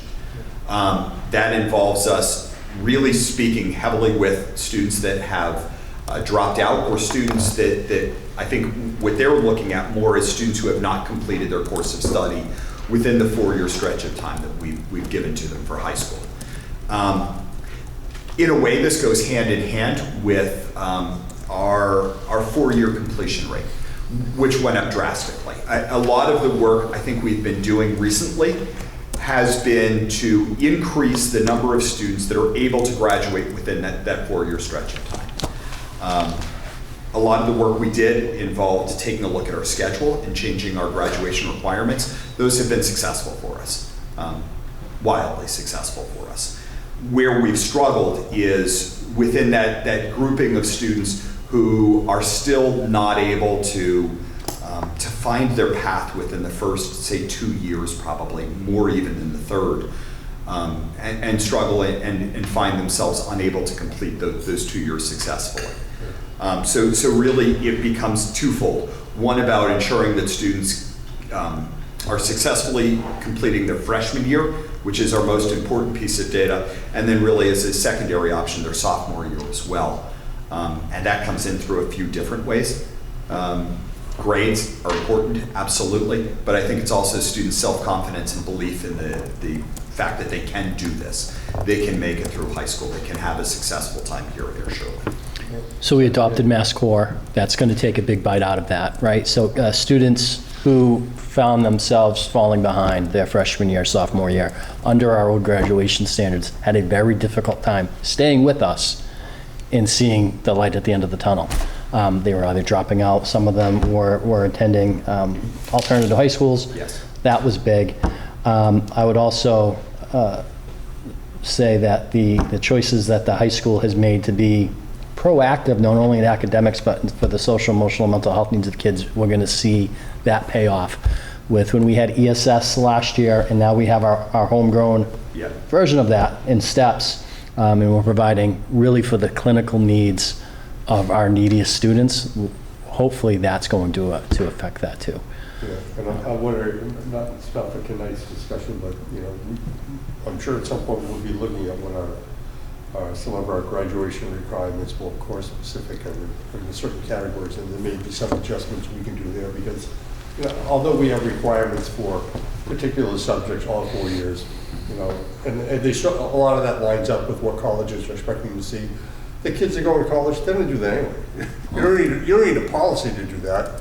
The policy ends up, doesn't help them at all. It can hurt people at the other end of the spectrum. So we have to take a little harder look at that, not tonight, but at some point we really need to revisit that and see whether that really makes sense anymore. Secondly, I just wanted to point out, I was very happy to see the hitting 87% of the targets for the lowest performing because, I mean, if you've got students that are meeting and exceeding, I mean, you want everybody to do better, but somebody goes up 5 points or 10 points and they're already meeting and exceeding, now they're meeting and exceeding even better, their life probably doesn't change a whole lot. But you get somebody down towards the tail end of that who goes up and you hit 87% of that stuff, and that their lives can change based on what you're doing in that group. The other groups not so much, but down there, that makes a big difference for the rest of their lives. So I'm glad to see that there's specific targets in that group. And you're right, that's to me probably the biggest factor of how do we keep our graduation rate high, how do we improve our extended engagement rate? It's making sure that students are successful, and that is our target area. If I can just jump in, because I know Spencer gave credit to the high school teachers who deserve the credit for the school of recognition, but the administration at the high school deserves credit for this too, where we're seeing being in this building last year, it felt different. It just did. It felt different than the other years. And I think a lot of credit has to go to the teachers and to the administration and the collaboration that they had on a weekly or bi-weekly basis, where they are proactively dealing with issues before they became big. It was impressive. And the high expectation for academics that they have and the high support that they have for some of our neediest kids. There's student support group meetings that are happening weekly in this building. I attended one last week where they're talking about some of our neediest kids and creating action plans to remove some barriers to learning. It's impressive. I mean, and at times the meeting got heated, which was great because people were really advocating for what they believed, and sometimes it's discourse, and typically we're getting better decisions when we have that kind of passionate discourse happening. The student success plans that are happening when a student is in danger of failing is you know, I know they're a work in progress, but it's a huge step in the right direction, including the parents in those decisions and what those plans are going to be. Again, we need to move forward with that, but what a huge step forward. So what I'm seeing is just a complete shift to being proactive for both academics and the social emotional well-being of students, and I think it's paid off. And so congratulations to the teachers, but Mr. Christie deserves a lot of credit for this too. Thank you, and well, Dr. Brendo won't say this, a lot of credit goes to him, actually, as well, who was able to foresee a lot of the social emotional challenges that were coming post-pandemic. Dr. Brendo, you've been an unbelievable champion, as have you, Mr. Cleary, in setting the high school up in a way where we can provide wraparound clinical support for students. Well, thank you. So, But you already signed your contract, so. But I appreciate it. But realistically, both these gentlemen have been unbelievably supportive to the high school since I've been here. Joyce. So, the question that keeps coming up in my mind, and yes, I'm way back in the cave land, but if we're doing so well in science, Yeah. to me, science and math are the same thing. They're analytical thinking and investigating and seeing how things relate. And if I'm doing that well in science, then I have applied math in science. And so I can't see why. And I know Sure. our math system that we had, to me, to people who are in that vein, they go, yeah, it all goes together, and so why don't we have it all together? But then it becomes a problem. And since, what is MCAS testing that's not integrating math and science? Is the problem in the tests, or is in the, where is the disconnect here? I got this. So part of Charlie's jumping up and down, waving what his you're arms. asking is a great question. Students are being tested primarily in biology. Biology is, out of the sciences we offer here, probably the one that's most aligned with our humanities. So it is term heavy. It's going to be a lot of memorization of key terms, key concepts, understandings, how items flow, and really has less applied mathematics than But certainly. we have physics and we have, We do, but where our students are being tested for I mean, I understand MCAS. biology. The MCAS test is actually biology. Yes. Oh, the MCAS test. Right. Is It's actually It's a biology on MCAS science. test, right. That's one of the Yes. options, and that's Right. what most of the students And take. so, if the so in a sense, the problem is that the MCAS test is not global on science. Is that what you're saying? Well, there's a couple choices, and most of our Biology, students. intro to physics. Right. And that's it. At this point, we're down to those two choices. Okay, all right. And of course, that's grade level Yes, focused, so Yes. it's not global, right? correct. And so for us, students in grade 9 will take their biology tests. And so what you're seeing is a largely, I would say, more humanities-based science rather than math-based science, whereas if we were at any point to switch to taking a look at doing physics, physics is just more of a math-based exam than the biology exam is. Well, and then you hear the kids talk about how they're looking at engineering and going in engineering, and that's all math, baby. Yeah. So it's like, where's the flaw in this? So listen, I agree with you. I think you're asking some wonderful questions that unfortunately the state's taken away some options. Yeah. So a few years ago, we were able to offer an MCAS in engineering. That has been eliminated as a choice. Okay. Chemistry, we were able to use as an option. And that's Unfortunately, eliminated. that has been eliminated as a choice. So we are down to two choices. For us, we like having the students have one, the ability to pass one of their MCAS completed by the end of their 9th grade year, which really then their 10th grade year allows them to focus in on math and English. because we have separated it in that manner, the science that they're using is largely devoid of math. So then, improving the performance on MCAS math Yes. as a goal, which really should be, forget MCAS, is incorporating math into our world with science. Never mind about MCAS. Yeah. So do we do our own testing on our math someplace along the line? That we would see the success of the kids not necessarily related to MCAS? Yes.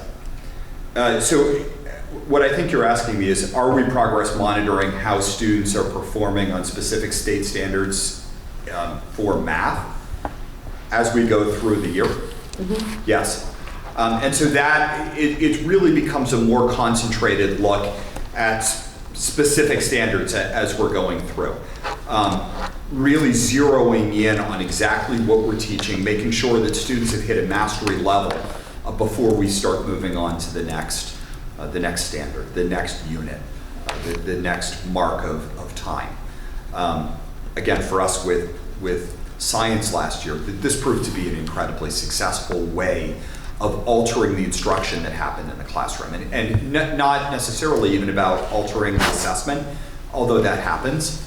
It really is using assessment data to change the way we teach, and to change the way we teach specific students, now knowing exactly what they know.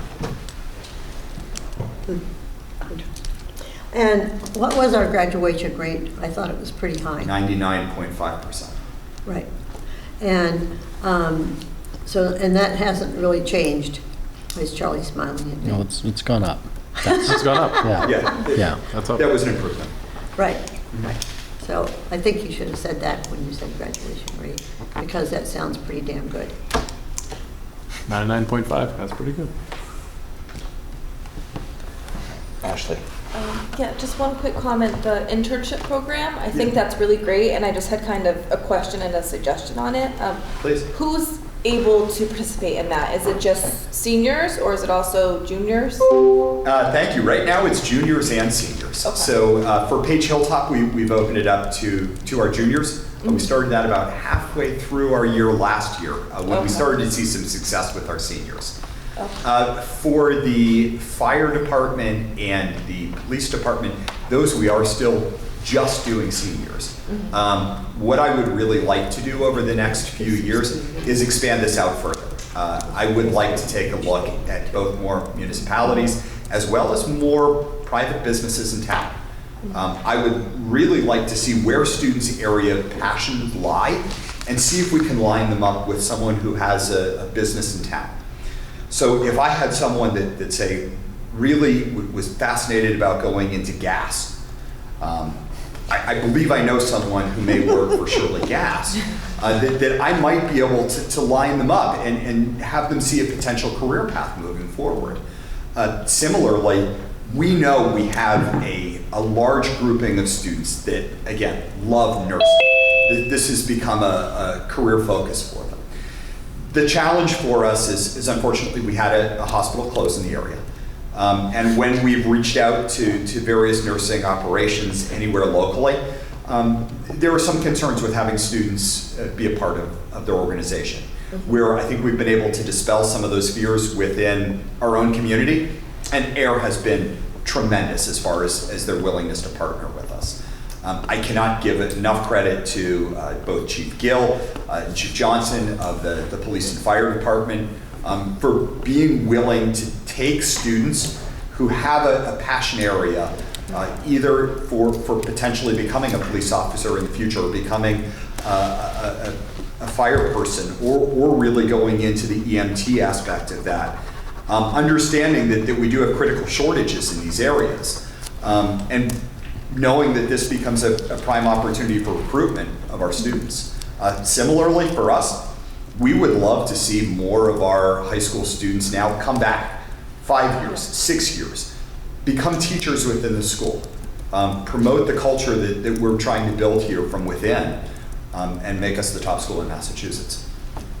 I think that's great, and just to add on that, I would say maybe speak to the DPW or speak, I think you mentioned town hall, but I know municipal finance is an area that has critical shortages and no one wants to really get into that field, and it can actually be a really great career. So just something, you know, for kids to kind of figure out. I think when I was in high school, I had no idea what I was doing with my life, so if someone had stuck me somewhere, maybe I would have like taken a cleaner path to where I ended up. So I think that's awesome. Thank you. We had a student at Parks and Rec last year. Yeah, perfect. Who's, I believe, going to be pursuing a passion in that area. And Jeff Thomas was phenomenal at really helping to foster this student's passion. So there are tremendous people in Aaron Shirley. We've now given students sort of a theoretical base on how they can move forward. I think students are loving having the opportunity to apply some of that theoretical knowledge now to potential careers. And to give them the opportunity to give back to the towns that have given them so much. So the more we can grow this, the better off we'll be. The long-term data for this, and to see how many of these students end up in education, that there is a national teacher shortage, right? So I would say we're doing our part in Air Shirley Regional School District to try to help that in the future. And hopefully a large percentage of them do go into the field and come back and teach in their hometowns. That's what we're hoping. That's great. We won't see that pay off for 5 to 7 years, but. Although we are now starting to see some of our former students return. We recently hired a student who graduated from college and is now pursuing a master's, who's a paraprofessional at the high school 3 days a week. I ran into a former student today at Page Hilltop who's subbing in that building, will be coming back and subbing here. We want our students to return. We have some really incredible kids. And we'd love to keep them here in our grasp. Yeah. So just a thought. I mean, as you look at internships, I guess 2 comments. One is, you know, there are many professionals, such as myself, that largely work remotely. So I wouldn't limit us to just some of the physical, right, places around work, and that could open up avenues of people that work in Cambridge, Massachusetts, but largely work remotely. It doesn't have to be in my house. I can work at other places as well. So I don't know, just opportunities. Maybe even high school libraries. Absolutely, could be anywhere. I know other schools towards the end of their senior year, you know, have been doing the practicums or internships where the last 3 weeks of school, you know, actually go out and that's their full time. It's a massive undertaking, but I've been hearing good things from just, I have nieces and nephews that just recently graduated from Westford, and they had very good things to say about it.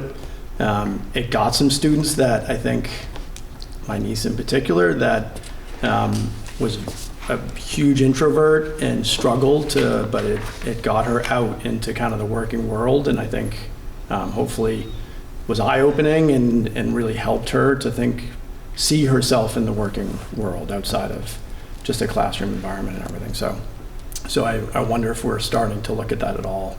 But it seems like it's a big trend and people find it rewarding. So I do have, I'm sorry to be critical here, but part of our role. I'm not looking at it right now, but the measurement part, I mean, the goals are obviously important. There are whole annual goals. The 2, in particular, the last 2 goals, it seems like there wasn't a lot there that actually shows how are we truly going to measure some of those goals. I wonder if we can add more. You know, one of them is getting feedback from parents. Yeah. But if there's something about, you know, one of them had a survey, so what does the feedback look like there? And the goal number 4, I just didn't really understand, like how would we actually measure that? So sure. So let me start with 4, and I can kind of work backwards. I think when we take a look, and one of the things I've done for the last few years is to take a look at how we're aligned grade-wise to performance on AP exams. And what we're finding is there's a disconnect. So too often students will receive a 90 or above, in a course and unfortunately score under a 3 in an AP exam. So what we are saying is the student has mastered the content, and what the exam is saying is the student has fallen short of any proficiency for being able to gain credit in the course. We are looking at closing that gap. And certainly, could there be a student or two that through their time will perform exceptionally well in a course and will underperform an exam? Yes, but I think when we take a look at large data, which is what we're seeing here, that's not what we're seeing. We're seeing a misalignment between what the course is attempting to teach and how our students are scoring on those courses. So we're bringing to that, what we're hoping to see is a larger sense of alignment between those. I'm talking primarily about AP, but I really think this could expand out to include other courses as well.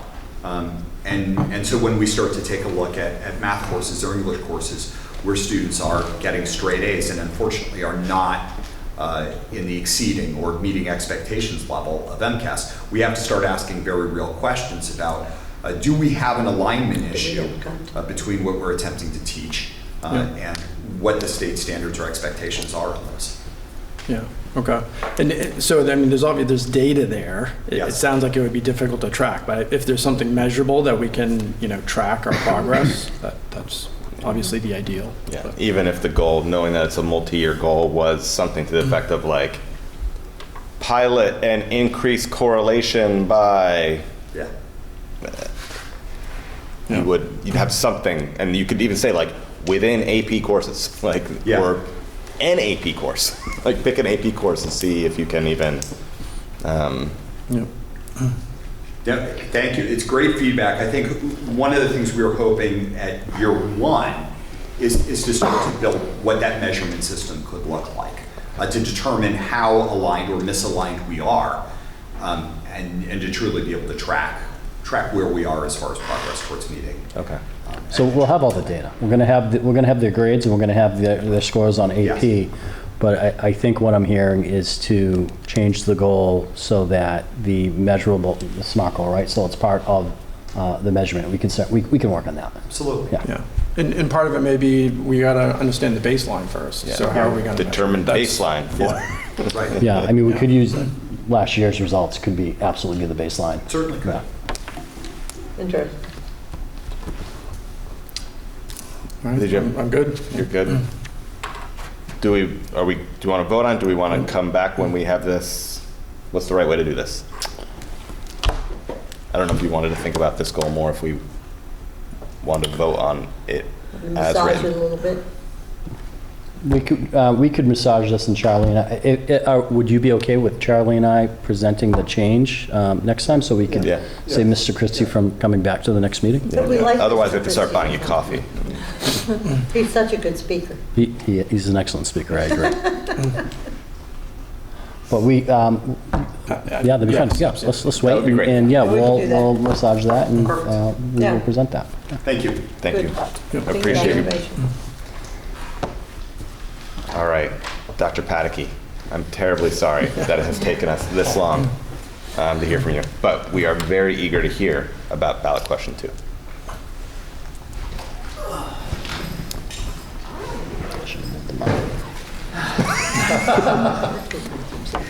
Good to get up.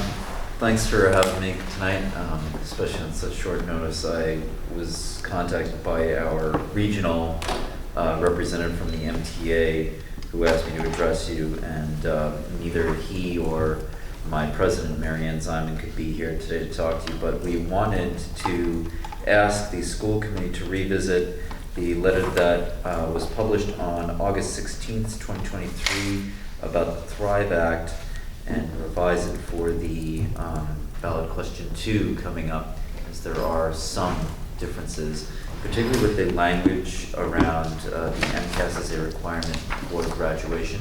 A yes vote on the ballot measure would remove that qualification and allow districts to implement their own criteria for graduation requirement. And I'm trying to, I think we have do we have a letter already or we sent that letter, and so the request is, can we update that letter with the most current language? I'm curious if anyone has any objections to doing that. Again, This does not get rid of MCAS. right, MCAS still happens. Just as a graduation it's graduation Just as a requirement. graduation That requirement. grade 10 that we had talked about, yeah. So it'll allow us to continue to get data from it, but it will no longer be held over a student's head as a requirement for graduation. Exactly, that 3-4% that were sitting in that red square at the bottom. Is And there- to echo something that Mr. Christie brought up, as many of you know, I have a bachelor's, a master's, and a doctorate in my field. I think the lowest grade I ever got was a C+. The class was art and philosophy. And I was asleep because I swear Ben Stein was teaching it. And I could not stay awake, even with coffee when I couldn't drink coffee. And that was the lowest grade I ever got, but if you ever gave me a standardized test, I would show you exactly how big of an idiot I am. Don't do well on them. Never have, never will. In New York, we had to take, we didn't have MCAS, we had Regents exams. We had to take them every year for every subject. I barely coasted by getting through them. But in my classes, I could show absolute proficiency. And it had to do a lot with my personal, anxieties towards that. And then finally, somebody let me know in my senior year that I didn't need to take them to graduate and get because they have multiple different kinds of diplomas. So there's advanced Regents diploma, local diploma. And I said, well, I'm going to school in Massachusetts. Does it matter? And my counselor said, they won't know what a Regents diploma is. You're fine with a local diploma. And I said, well, fine, okay. And then I thought I was all done until we got to GREs, and then I was like, oh, God.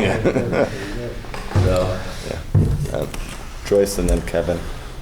I'm going to put my own thing on this, and that I think that we are a high standard school, and we are going to know that our diploma is worth something, and it won't be the state who will decide that. And it won't be the Regents test that will decide that. It'll be our own high standards and high qualifications that we want our kids to have. So I have no problem taking it out as a graduation requirement. Kevin?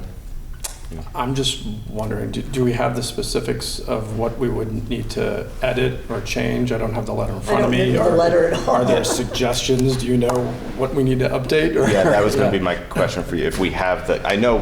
I don't believe it's much because the way the letter was written, the way I wrote the letter for the school committee was essentially saying that we wanted the MCAS requirement for graduation taken out, but not get rid of the MCAS test. The Thrive Act originally wanted MCAS just gone. Right. And the committee was in favor of getting rid of the MCAS graduation requirement, but not getting rid of the test, which is what the ballot question, I believe, unless I'm incorrect, is now stating. So we're really just endorsing ballot question two. It would be endorsing and updating the date, right? And That's basically, I mean, the letter was very clear on that, because there were a number of issues they wanted to bring up. They said that's really out of the scope of what we're looking to do here. But and I think the letter was very specific, saying like, as far as an MCAS requirement for graduation, that's a local control issue, when we absolutely support getting rid of the MCAS requirement for graduation and allowing local control. I think the letter is very clear on that aspect. And thank you, Michelle, for sharing that. It's in all of our inboxes right now. If we are, I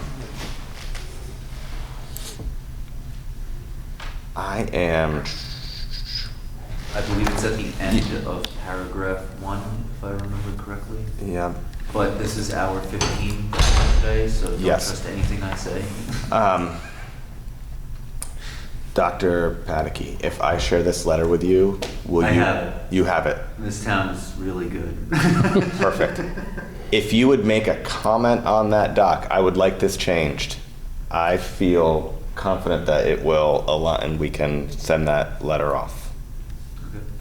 Because of, again, what this is asking for is what this letter. So we can certainly update the date and the specifics. And I don't think that there's any real disagreement between ASRSD's position and the school committee's position on this. We agree that the MCAS can have a useful as data collection.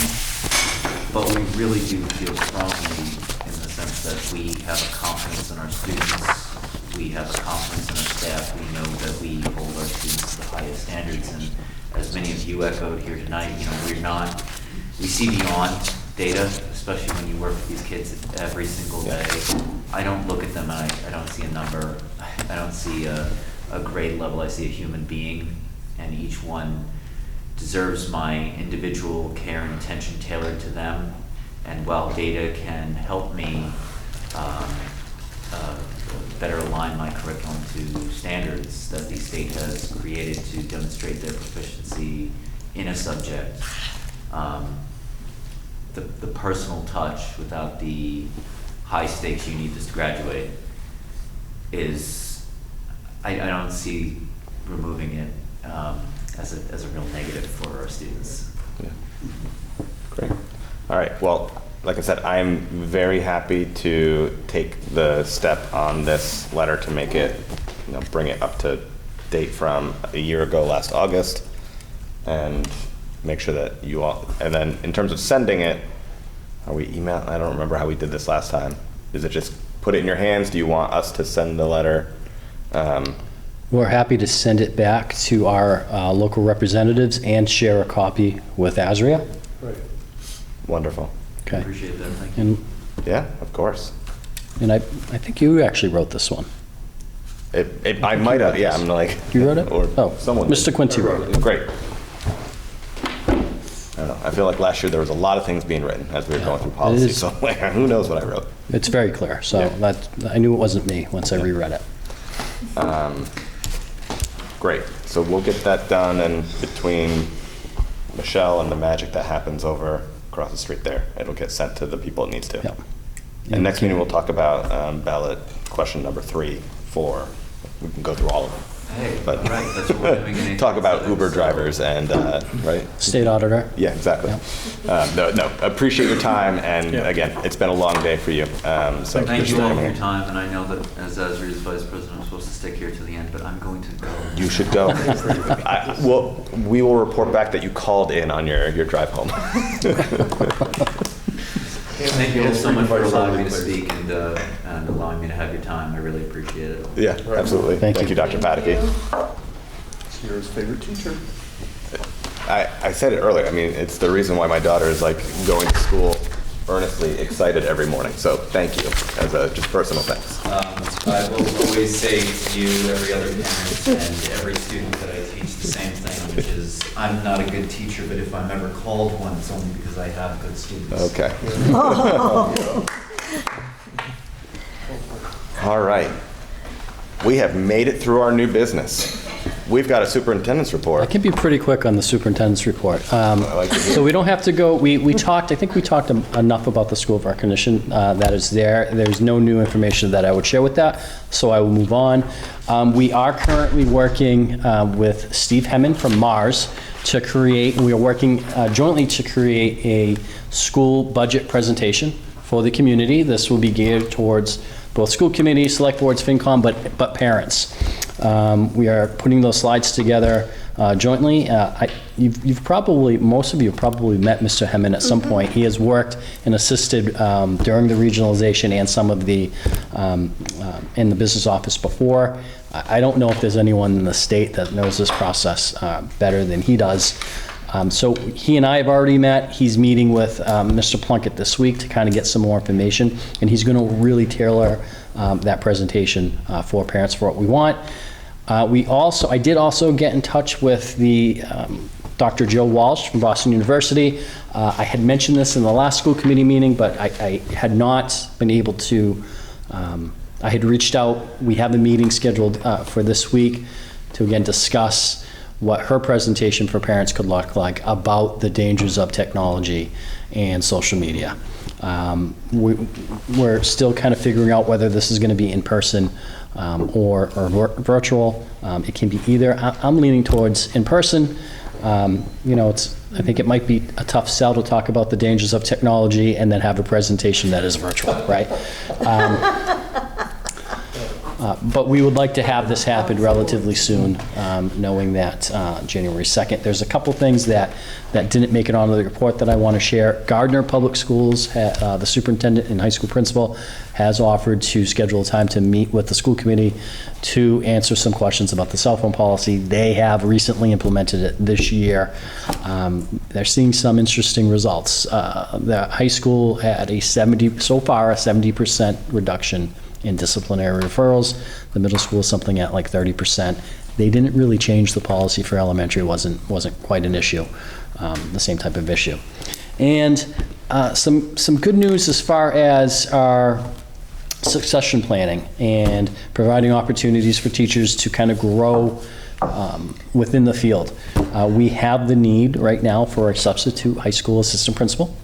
And we have two teachers in the high school that are going to kind of split that job. They're going to do an internship to work towards their administration license, and there's also going to be a differential in pay for some of the work that they are doing, and that is Mrs. Lindsay Rocco and Mr. Mark Justo. That was shared today with the staff, and from what Mr. Christie was telling me, that news went over very well with the staff. They're both well respected within the school, and both have a goal to be in administration at some point in their career. So we're excited about that. And it's going to be hopefully easier to find a substitute to fill in for Mr. Justo and Mrs. Rocco than it is sometimes to find a substitute for an assistant principal.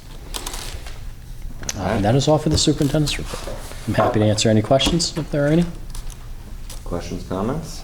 All right, let's talk about the revision to policy JEB, which we looked at last meeting, although last meeting, as a reminder, we looked at a new policy, and the recommendation from the committee was to, rather than having, what was it, JEBA, which focused on the entrance age for students above a certain age. I forget what it was titled, but the recommendation was, why don't we have one policy that talks about the entrance age for kindergarten through what we're calling older... Article 6.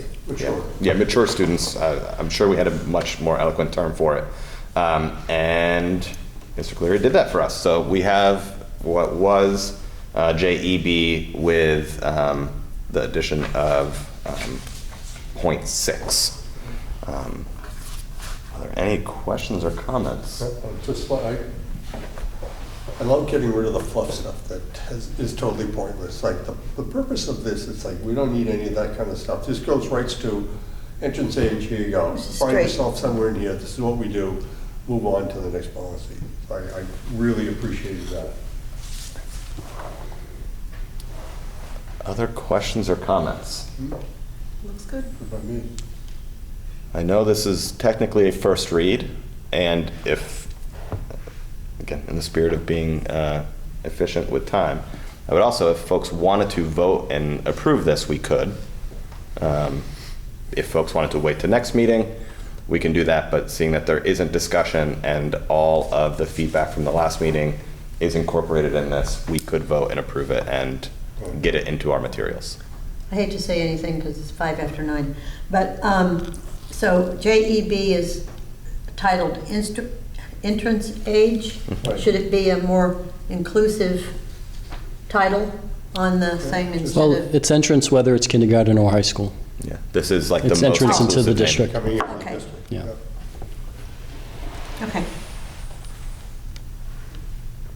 Any other questions or comments? How about admission ages or something like that? Entrance age. Entrance age clarity's matches sake. what the... Yeah, like, it just seems it needs to be a little bit. entrance age matches what Mask has in there. Like, every other school district in Massachusetts has a policy JEB titled entrance age. Okay, all right. And I was going to say this is an amalgam from a bunch of local districts as well. So, and they all have the same Same title on it. Yeah. Correct. I think we can just probably take a vote on it because our discussion really was just making sure that we had one policy. Can you combine it instead of having two? Yeah. And we've effectively done that, so.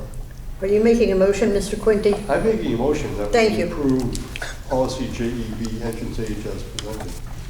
I'll second it. All those in favor? Aye.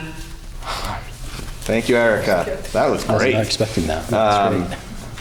All right, there are no chairperson's notes. Are there any items not anticipated 48 hours in advance? I think Joyce? this falls within 48 hours since the Holdenwood run was Sunday morning and this is Tuesday. Does that make 48? Maybe think you're good. more.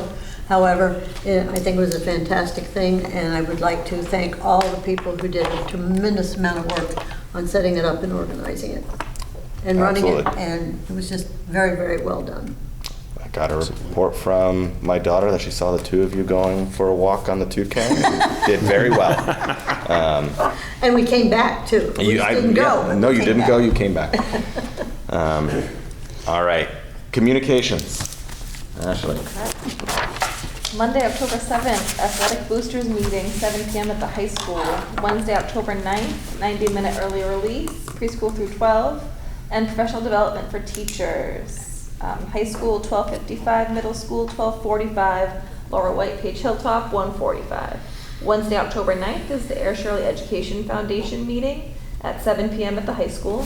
Thursday, October 9th is the Page Hilltop PTO meeting at 7 p.m. at Page Hilltop. Monday, October 14th, no school in observance of Columbus Day. Wednesday, October 16th, school committee meeting at 6:30 p.m. the middle school library. And finally, Wednesday, October 23rd, another 90-minute early release day, same times. Yes, Joyce? Mr. Chair, I make a motion that we adjourn at 9:10. If there's no need for executive I said session. before we do that, is there any need for executive session? If there's no need. for Wonderful. executive session. All right, do I have a second for that? Second. All right, all those in favor? All right, No need thank to you. go.